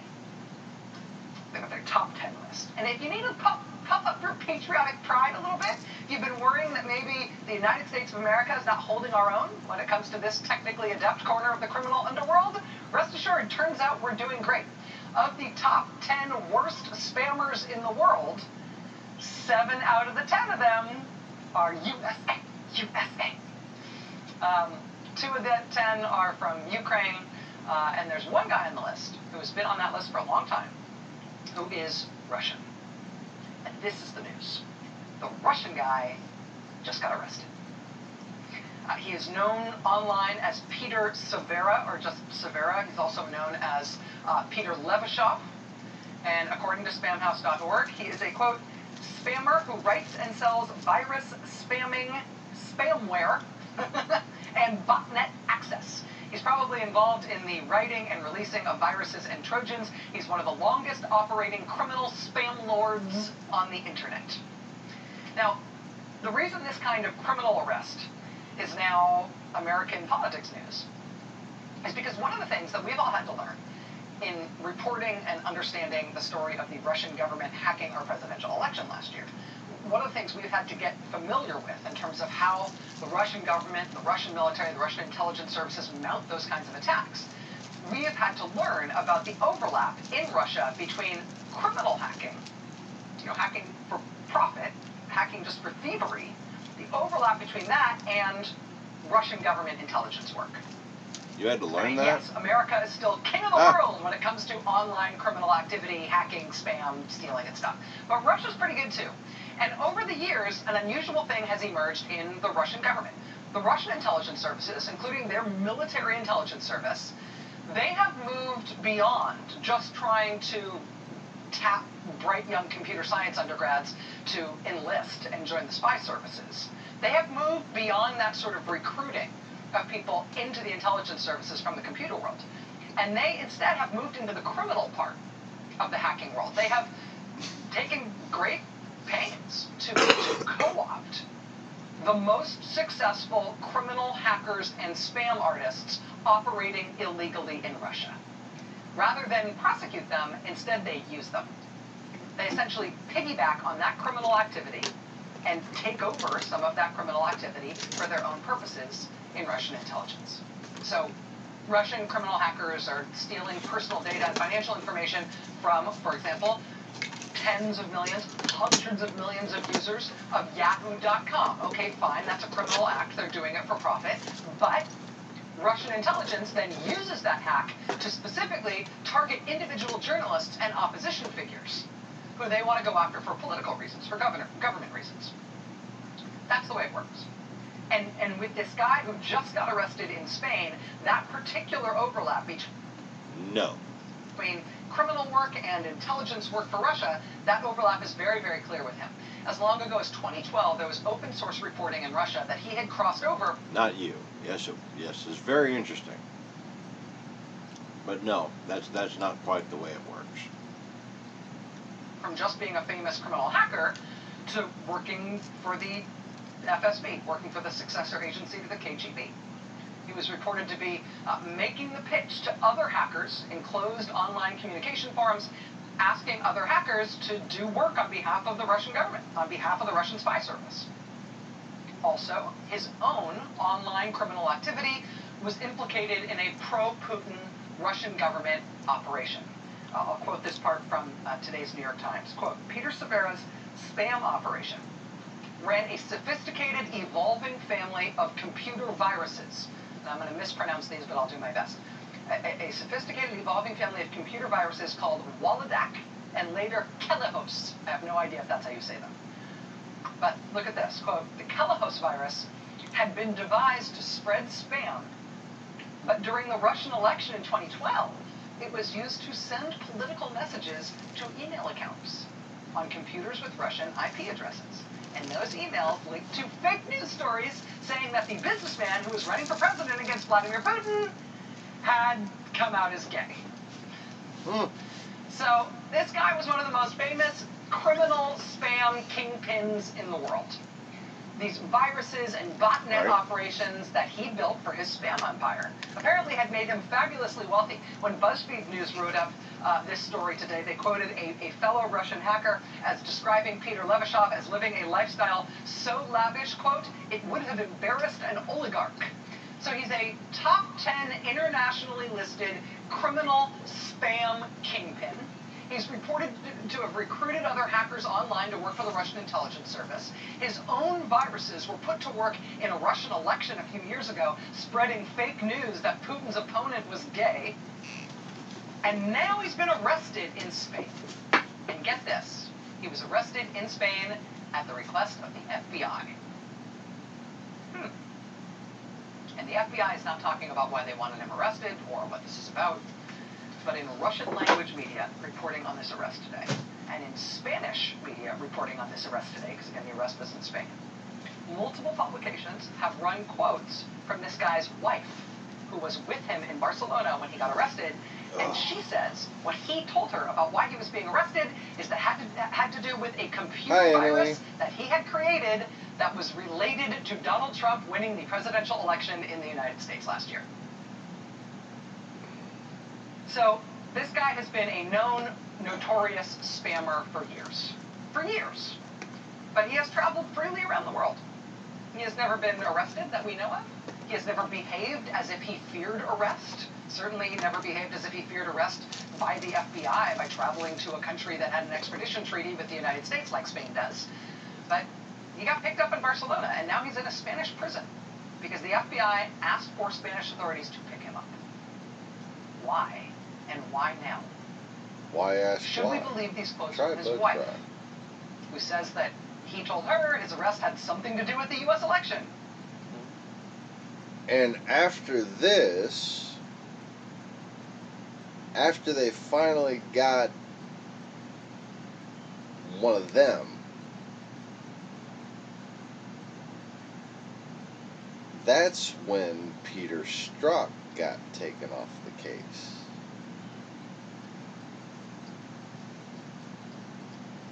Because I would wager that this hacker was behind the subjugation of Republican talking points against Hillary Clinton regarding the Benghazi thing.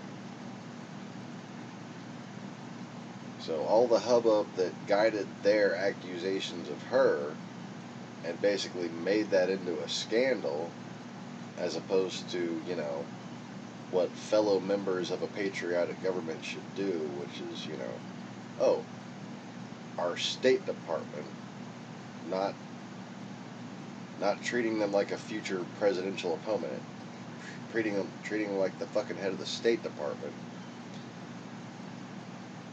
said that the attacks happened during a protest.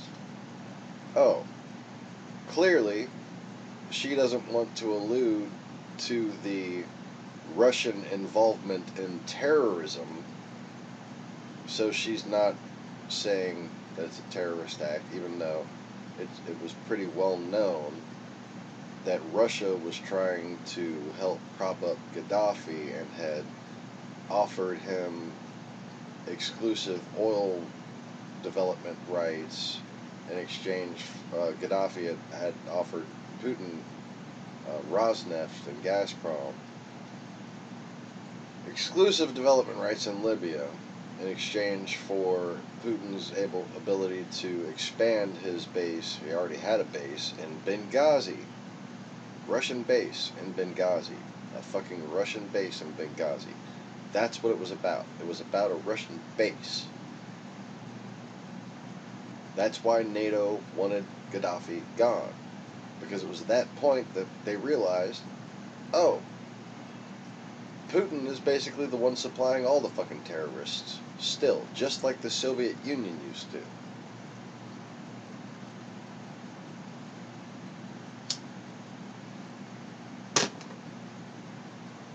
And it's like, what the West just took forever to understand, and I don't even know if they still understand it, was how many times have we intercepted a boat and they told us they were Korean. And we believed it because we didn't realize that, like, you know, there are Manchurian Russians. Like, a lot of them. Probably more Manchurian Russians than there are Koreans. You know?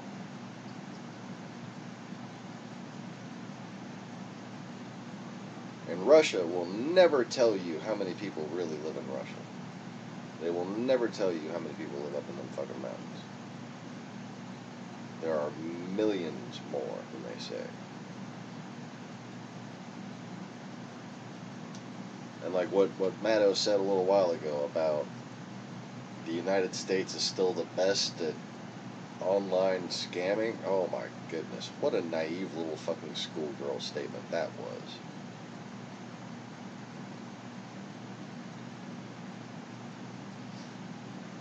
There has never been a point at which the United States had, like, any significant participation compared to the Russians in online scamming.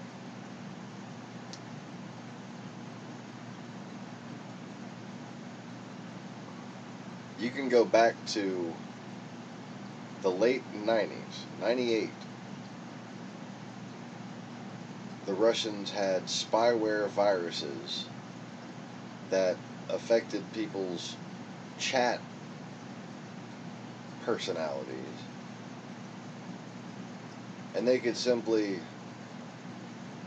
make it look like you were telling somebody something, and that this was your opinion. And back then they didn't have like a timeline where you knew what the hell you were saying.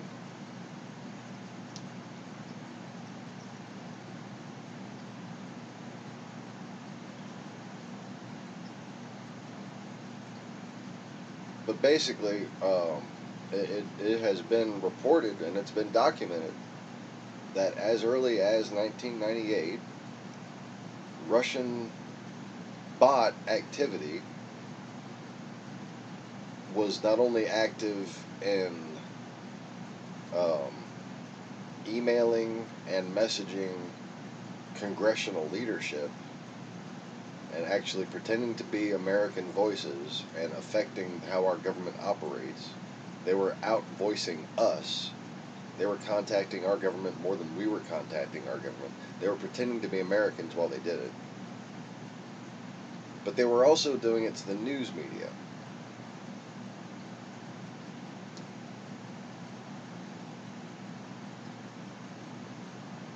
So the media would think that public opinion was a certain way. And the media would get programmed with talking points through a viewership that didn't really exist. That's been happening for a very long time.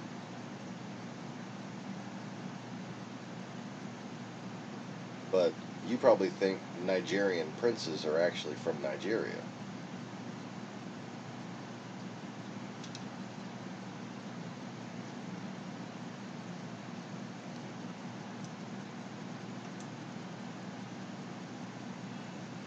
It's like Neo when Morpheus says, "You think that's air you're breathing now?"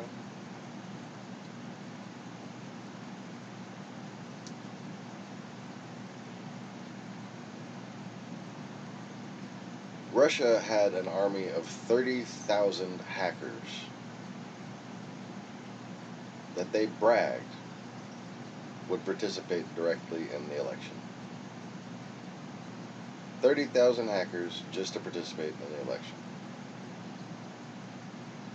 You know, it's not like they stopped doing other things. There's more hackers than that. That's not all the hackers. They had 30,000 just on our election. For a period of a year and a half at least.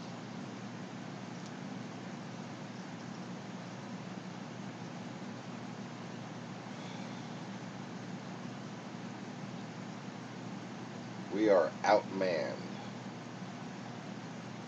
outplayed, outstrategized. And the few really advanced criminals in this country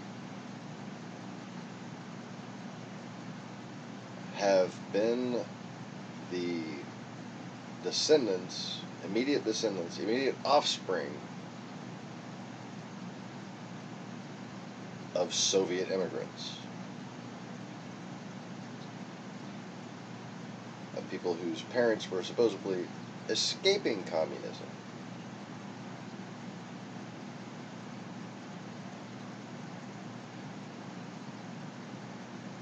But their children always wind up with a certain ideology and a certain set of talents that becomes very useful at a certain time.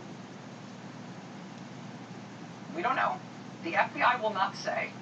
For what it's worth, the no comment that the FBI is giving on this story, it came from the criminal division of the FBI and not from the national security division of the FBI. So maybe the origin of the no comment is significant in some way. I don't know. But this does come at a time when some new pieces are starting to fall in place in terms of the pace and the scope and the focus of the investigation into the Russia attack and this crucial question of whether or not the Trump campaign was involved in that attack. The Financial Times reported last week that the FBI has now created a special unit in Washington to oversee all aspects of this investigation. It had previously been reported that the investigation was spread out among multiple FBI field offices all around the country. Apparently, they will now start operating out of a single unit in Washington. CBS has recently reported that although the FBI investigation didn't start until July of last year, according to CBS, the focus of the FBI investigation has now shifted to months earlier than that. CBS reports that the FBI is now looking at the initial Russian hack of the Democratic Party, which happened all the way back in March. They are reportedly looking into whether or not people associated with the Trump campaign might have helped direct that initial hack, might have helped direct those Russian efforts as early as last March, when the hacking and the stealing first started. In addition to that, on Thursday night, as the U.S. Navy launched Tomahawk missiles at a Syrian airbase, one of the pieces of news that night that got kind of lost in the sauce as everybody covered that military strike was word that the CIA had come across news about the Russian attack and about the Trump campaign's possible connections to that attack that the CIA apparently found very alarming last summer. According to the New York Times, in late August, CIA Director John Brennan was so concerned about what the CIA was seeing about increased evidence of Russia's election meddling that he began a series of urgent individual briefings for 8 top members of Congress. Quote, "It is unclear what new intelligence might have prompted the classified briefings, but concerns were growing internally and publicly at the time about a significant Russian breach of the Democratic National Committee, and the CIA, this is important, the CIA began seeing signs of possible connections to the Trump campaign." In an August 25th briefing for then-Senator Harry Reid, John Brennan indicated that unnamed advisors to Mr. Trump might be working with the Russians to interfere in the election. So the CIA thought that that was enough of a possibility that they needed to individually start briefing senior leadership in Congress. Not just the Russian attack, Trump involvement in the attack. So, in terms of division of labor and national security law here, the CIA can only handle the foreign part of this, right? The CIA can only handle the Russian attack part of this. When it comes to the possibility of the Trump campaign or any other Americans helping that effort, well, then you're talking about Americans. That's a domestic issue. That becomes an American law enforcement operation, right? And that sort of thing is not handled by the CIA. That has to be handled by the FBI. But this new reporting indicates that the CIA last summer somehow came into possession of information that it found sufficiently alarming that the director did one-on-one briefings with the leadership in Congress, not to tell them about Russia interfering at the election, but to tell them about Russia interfering with the election and the distinct possibility that the Trump campaign was helping Russia do that. So the Trump campaign side of that is something that the FBI would have to handle ultimately, not the CIA. And because of that, because that's FBI territory, at that point the investigation becomes a black box to us in terms of what we know about it, or at least in terms of what the FBI will say about it. But whether or not they are talking about these things, we can see what they're doing. And one of the things they have just done is request the arrest of this Russian intelligence-linked criminal mega hacker who's now sitting in a jail cell in Barcelona, presumably about to be extradited to the United States. And the FBI won't say beep about it. So there's a lot going on in the world right now. There's a lot going on in politics. There's a lot going on in the news that doesn't look like politics until you scratch the surface a little bit.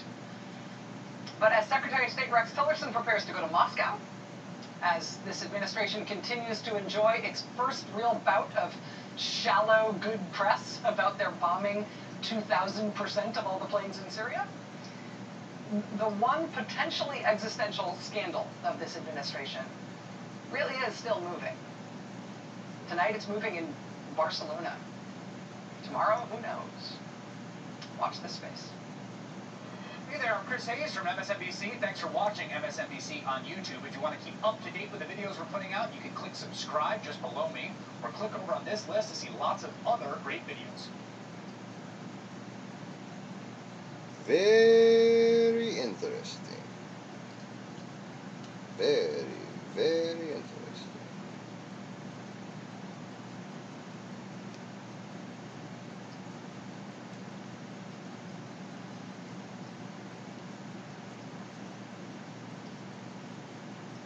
Kind of a lot to absorb in context of what we know now, or what's been confirmed now.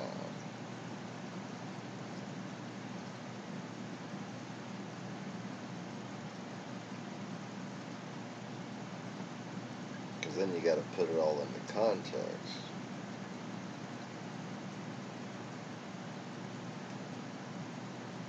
See, that guy Peter Strzok, who was taken off of the Trump-Russia investigation shortly after they nabbed that guy, he was like the digital counter-intel side of the so-called Hillary Clinton investigation.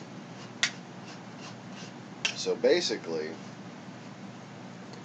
this hacker probably identified Peter Strzok as the corrupt investigator that was making it look like there was any there with Hillary Clinton, when all she had done is basically been set up, and she was clearly, obviously, set up to have missed some classification markings on some documents and failed to follow the proper procedure, which was a setup. Colin Powell didn't have to follow that fucking procedure. They literally, Congress was interfering in the fucking workings of the executive branch, passing regulations on how documents should be handled, just to make it harder for the State Department to operate. And shame on them for doing that, for making it harder for the State Department to operate, just because they didn't like Hillary Clinton.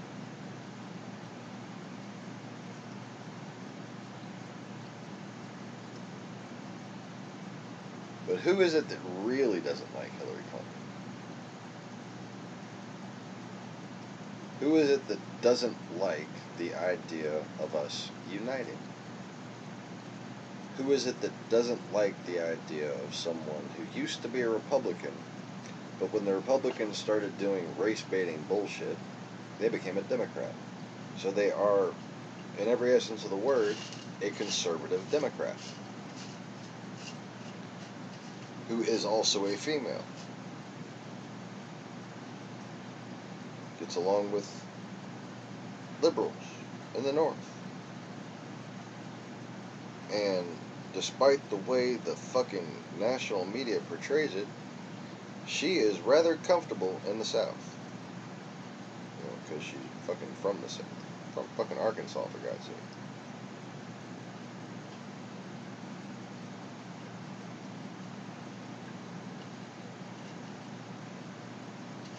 But you had this guy who was in the Benghazi investigation. Suddenly, once the Trump-Russia investigation started really seeming to get serious, he was no longer a part of it, or apparently had not been a part of it for a while before they announced that.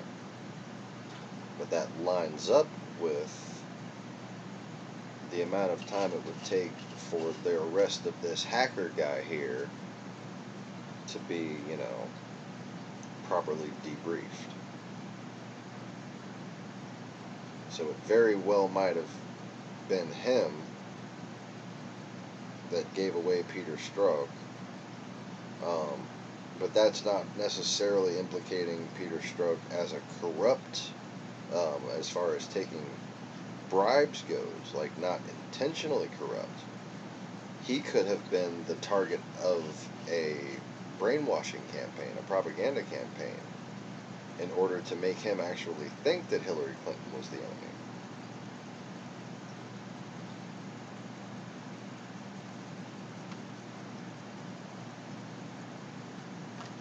But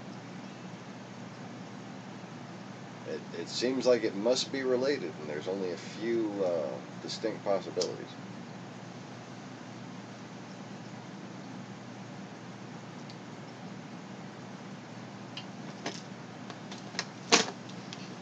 Oh.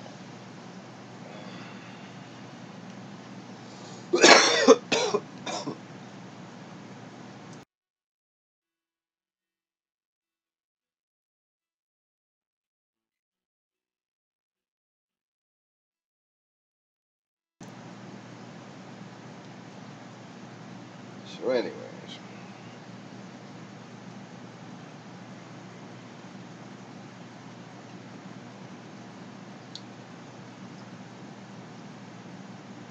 I need to find some freaking investors for this store and start getting it building,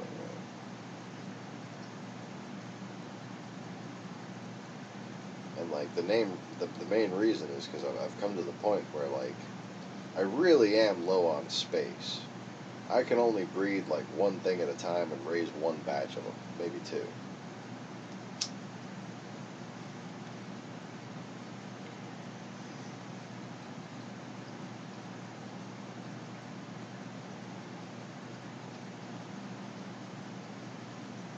But, you know, so part of what I wanted to talk about earlier in this video was just to kind of, I don't know, prove to anybody who was thinking about continuing to donate or donating on a research investment grant level, that they would please do so soon. Because what I'm showing you is that I'm serious about this. I'm going to get this done. It's going to be wonderful. It's going to help save the world.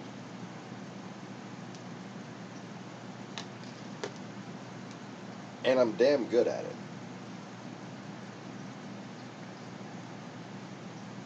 I'm better at this than, say, for instance, making YouTube videos.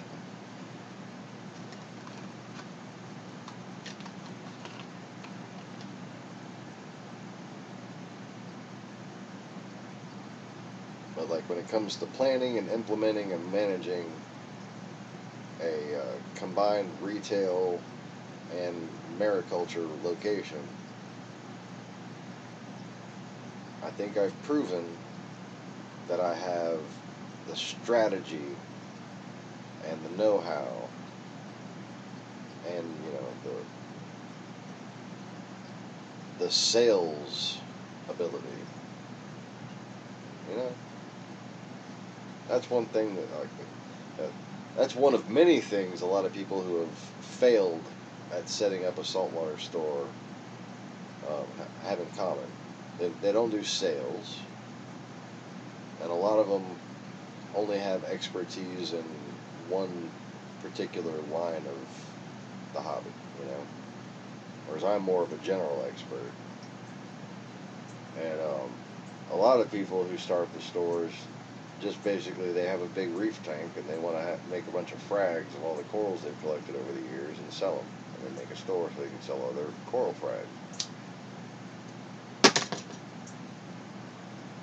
But then they're not very good at starting up small tanks or keeping cheap fish, or, you know, like a lot of different aspects of the hobby that's required for new people to get into the hobby. So they wind up not getting very many new customers.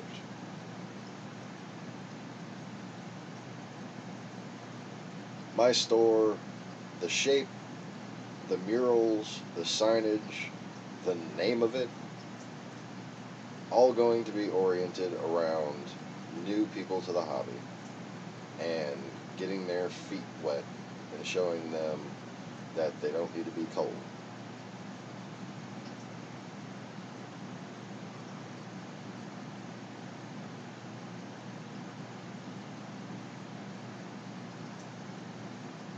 And people are going to come into the store, they're going to see very well labeled displays. There's going to be interactive menus in different sections that are going to help them get information on what they're looking at.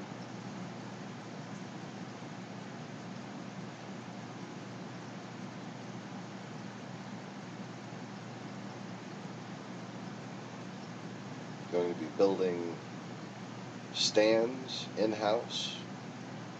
Going to be custom molding decorative live rock or dry rock pieces and some sculptures. A fleur-de-lis is going to be a big seller around here. If I can make a coral live rock that looks like it has the letters LSU, I'll be able to charge whatever the hell I want for that. LSU fish tank and then put a purple tang in it, you got a happy Baton Rouger, man. Purple and gold fish, man. Can't go wrong with that. What's its name? Tiger.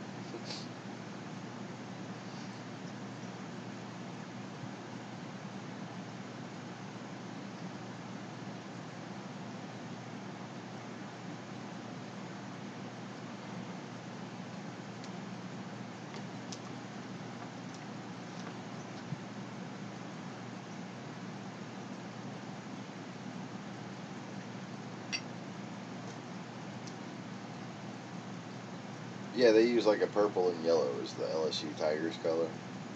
And let me tell you, like the whole Baton Rouge and surrounding area, it's like just one big college town.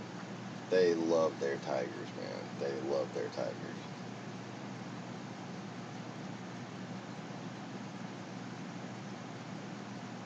they just got a new tiger that their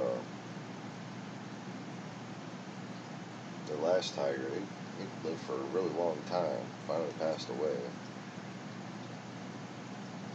And they just got a new cub. Cute as could be. They were live streaming it on Facebook the other day. But like, the last enclosure they had, the habitat, well, it was an enclosure. The new enclosure is a habitat. It is nice. I mean, it is, they really right for that little guy. And he's never going to grow out of it. It'll be big enough for him even when he's an adult. He's got plenty of room to run around and swim. He's got a whole big pond to swim around in. So, that's cool.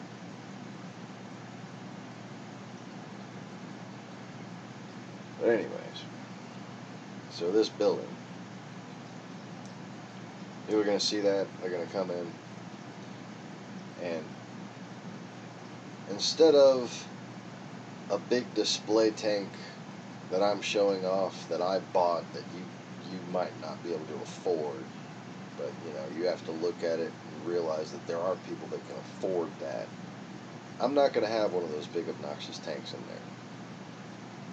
Instead, I'm going to have an even bigger tank that nobody can afford.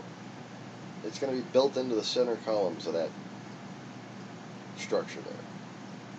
It's going to be 8 foot wide, 8 foot deep, 8 foot long. And it is going to have sunlight beaming down from above during certain times of the day.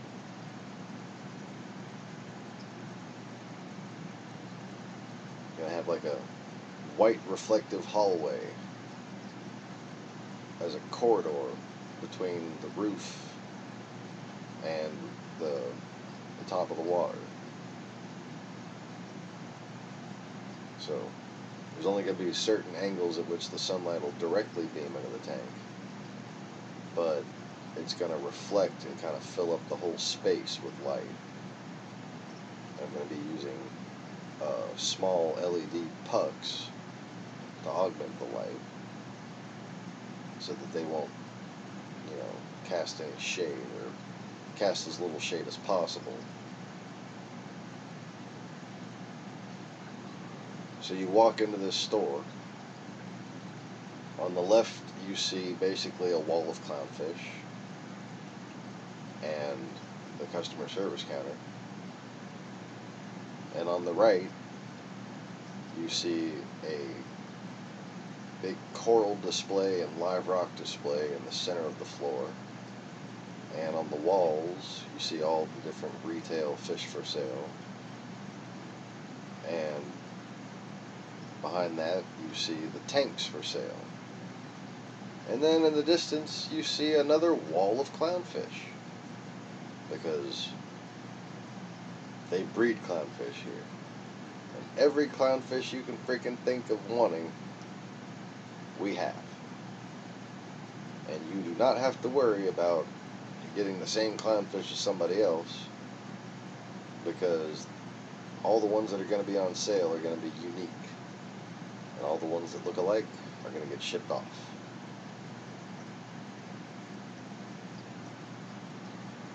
And I'm going to have a couple triggerfish for sale, a couple surgeonfish for sale, angelfish for sale, butterfly fish for sale, the usual. You know, gobies, hawks, wrasses, rabbitfish. You know, I'm going to have a retail inventory that I'm probably going to have to order online at first. I'll get them in small, grow them out, and, you know, sell them for a bigger price as they get bigger.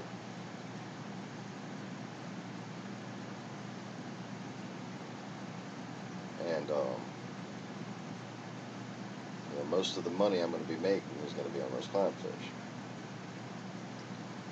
And on the other species I breed, like what I'll be breeding as soon as I have the space for it are mandarins for sure and seahorses for sure. but possibly also the Aptasia eating filefish, because I have the very happy, healthy female myrtle, and I just need to find a male for her.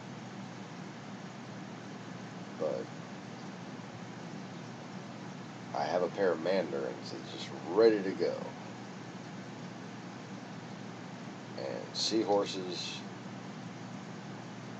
they just don't take long. You know, if you get them the right environment and you feed them properly the way you're supposed to, they're going to breed. So, I have to acquire those.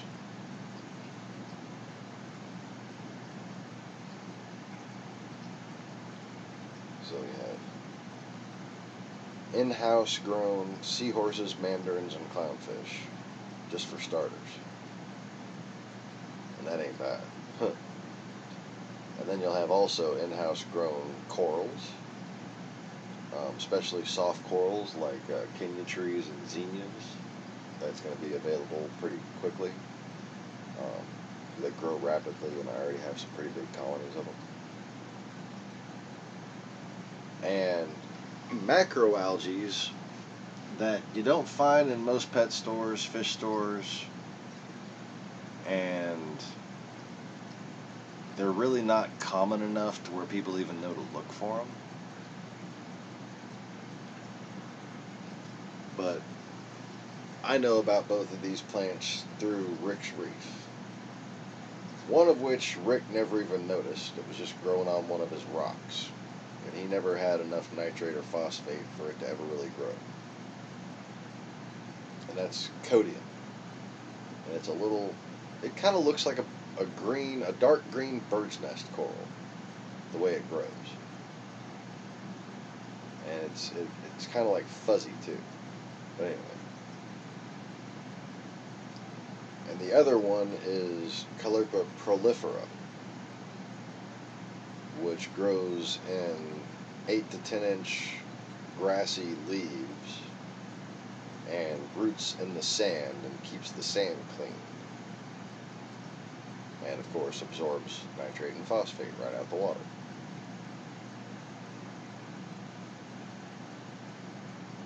So, you know, I'll be selling a bag of plants for $5.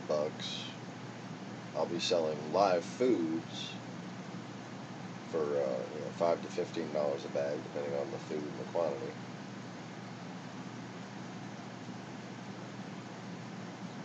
And then I'll have clownfish for sale, probably between $25 and all the way up to $250. Maybe more for the really unique ones. Oh, speaking of really unique, I have a $10,000 Percula clownfish, man. $10,000. I could put this guy on eBay and sell it for $10,000. You wanna know why?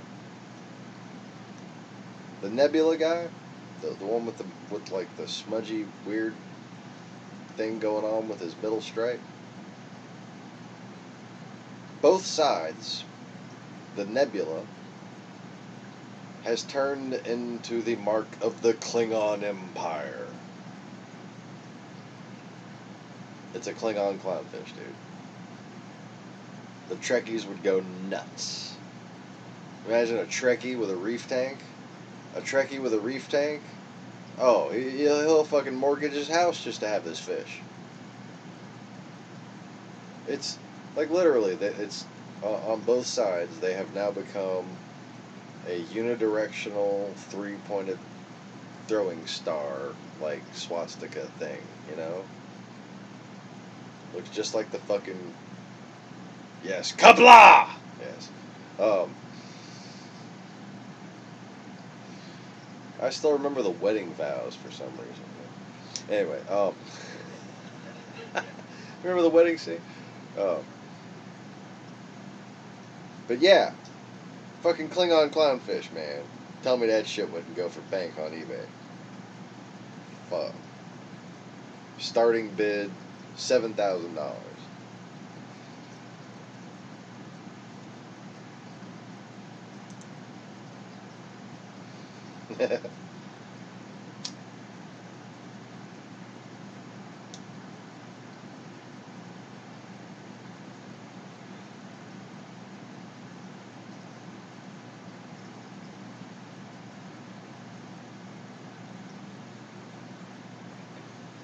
So I don't get it. Was like the Klingons were the Muslims and the Romulans were the Russians? What was the parody there? It seems like there was a parody there.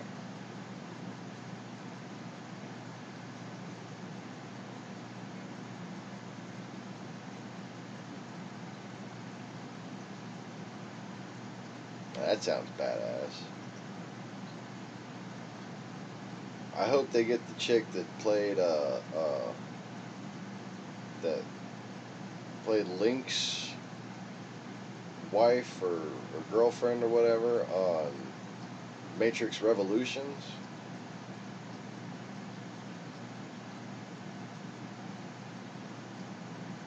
We just saw Matrix Revolution. That's a bad bitch.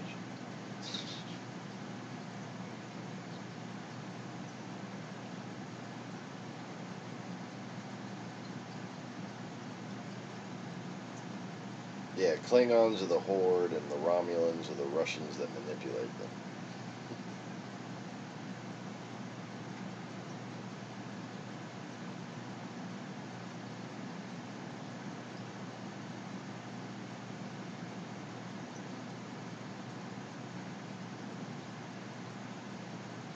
The Vulcans are like the Slavic people that hadn't been conquered, but yeah.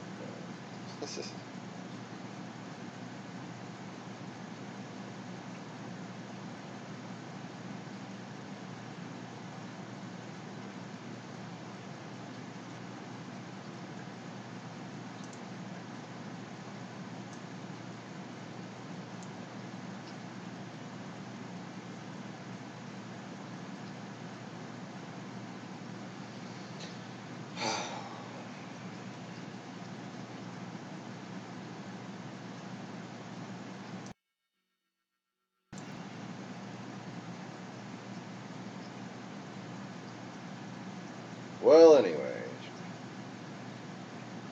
can't think of anything else I need to talk about at the moment.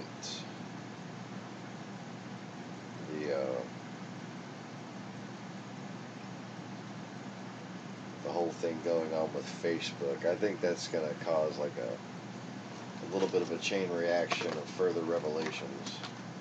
That should be interesting. But for now, I'm going to call it a broadcast. Thanks for hanging out, y'all. And thank you, everyone who doesn't come in and chat with us, for watching. Appreciate you watching anyways. Please click the like button and make sure you're subscribed. And if you're hoping to contribute to my research, you can do the obvious thing at the obvious name for a place. Like that right there. Be a pal. You'll figure it out. Anyways. But yeah, make sure you click that like button for me and check your subscription if you are already a subscriber. These subscriptions tend to just randomly drop for no reason when I upload videos. So your subscription might just drop. You wouldn't want that to happen. And also, click the notification bell, because that doesn't do anything. And, why not? Bye, y'all.